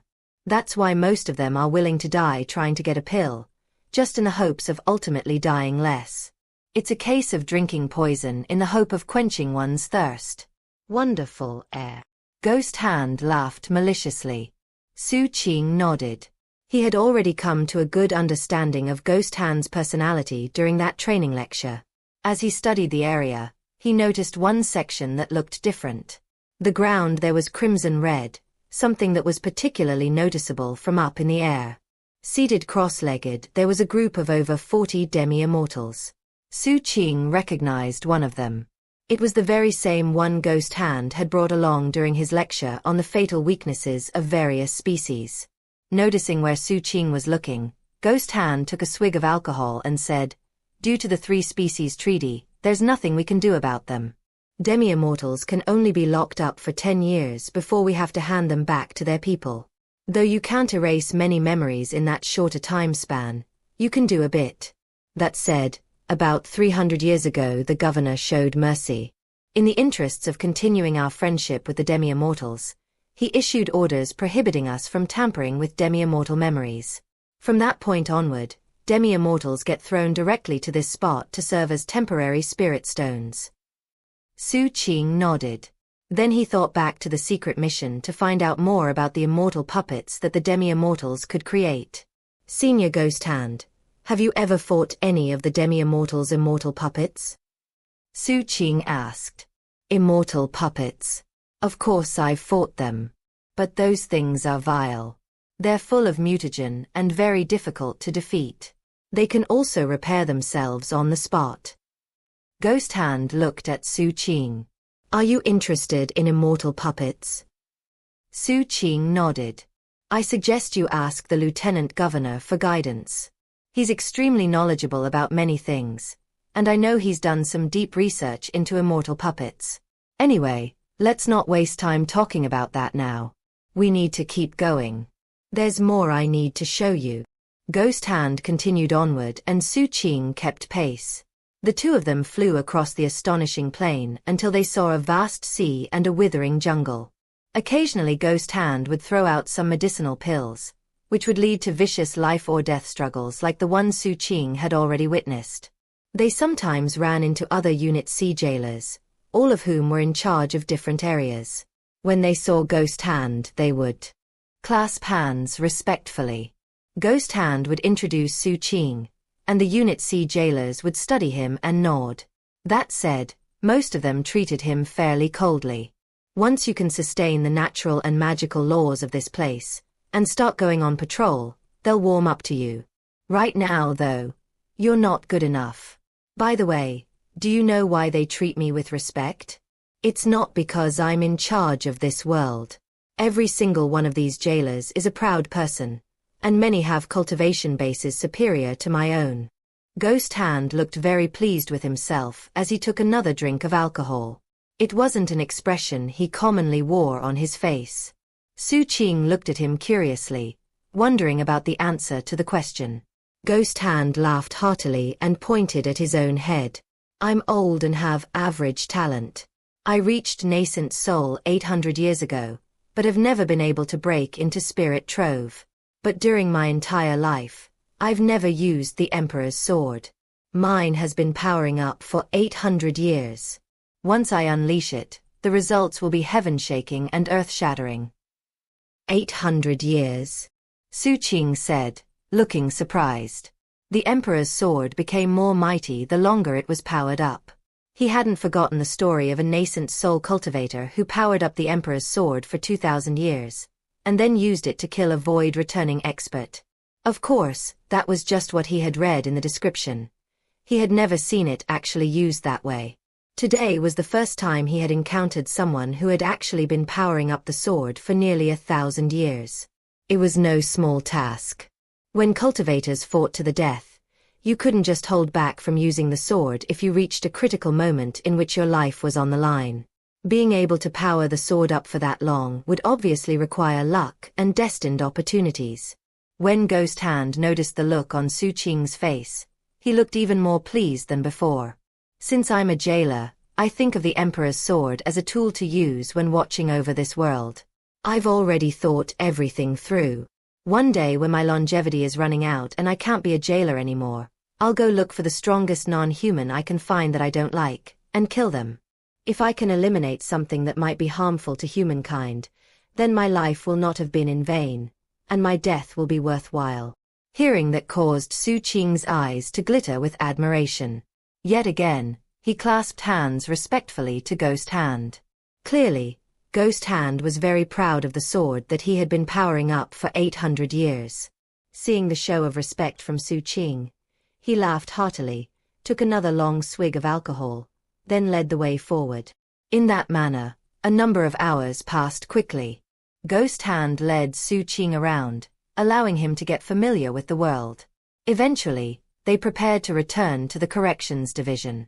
Just before leaving, Ghost Hand looked over his shoulder at something, and his expression turned grim. His gaze landed on a withered forest. Among all the dead trees was one towering tree that, despite being as wilted as the others, still seemed mighty.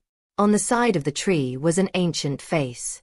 The eyes of that face slowly opened, revealing two green eyes that looked up fearfully at Xu Qing and Ghost Hand. "Greetings, exalted Ghost Hand." "Expression dour," Ghost Hand coldly said. "Didn't I tell you not to leave your spot? And yet you disobeyed my orders and came here." Turning to Xu Qing, he explained, "Remember this fellow. He's not an ordinary treant. He's actually the only wood spirit in the entire corrections division.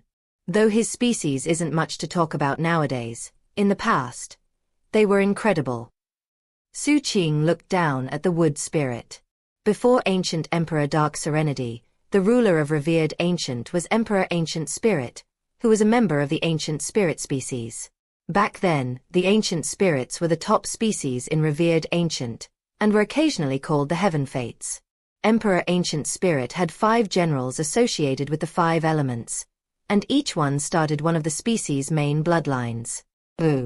After he perished, the ancient spirit's bloodlines slowly ceased to exist, and the 5 generals were all killed. Eventually, only the wood spirit branch remained here in Sealing County. They're generally peaceful and live in harmony with those around them. But this one has a different personality compared to other members of his species. He's bloodthirsty. 300 years ago, he caused great turmoil before I finally managed to quell him and imprison him here. 1. As you can see in this paragraph, nascent soul cultivators are categorized by how many nascent souls they have, just as we categorized Foundation establishment with flames/lamps and gold core with heavenly palaces. For ease of reading, I will generally say 1 soul cultivator, 2 soul cultivator, etc. That said, I have to mention yet again that the soul in nascent soul is different from the general word for soul. I have an entire chapter in my book Understanding Chinese Fantasy Genres about nascent souls. Suffice it to say, the character in that term has literally nothing to do with souls. This specific translation choice is one I regret a lot, but nascent soul has already become part of the common Xianxia nomenclature. 2. Similar to the demi-immortals and woe-immortals, the ancient spirits are a species. The spirit in the name of their species doesn't necessarily imply that they are actual spirits of some sort.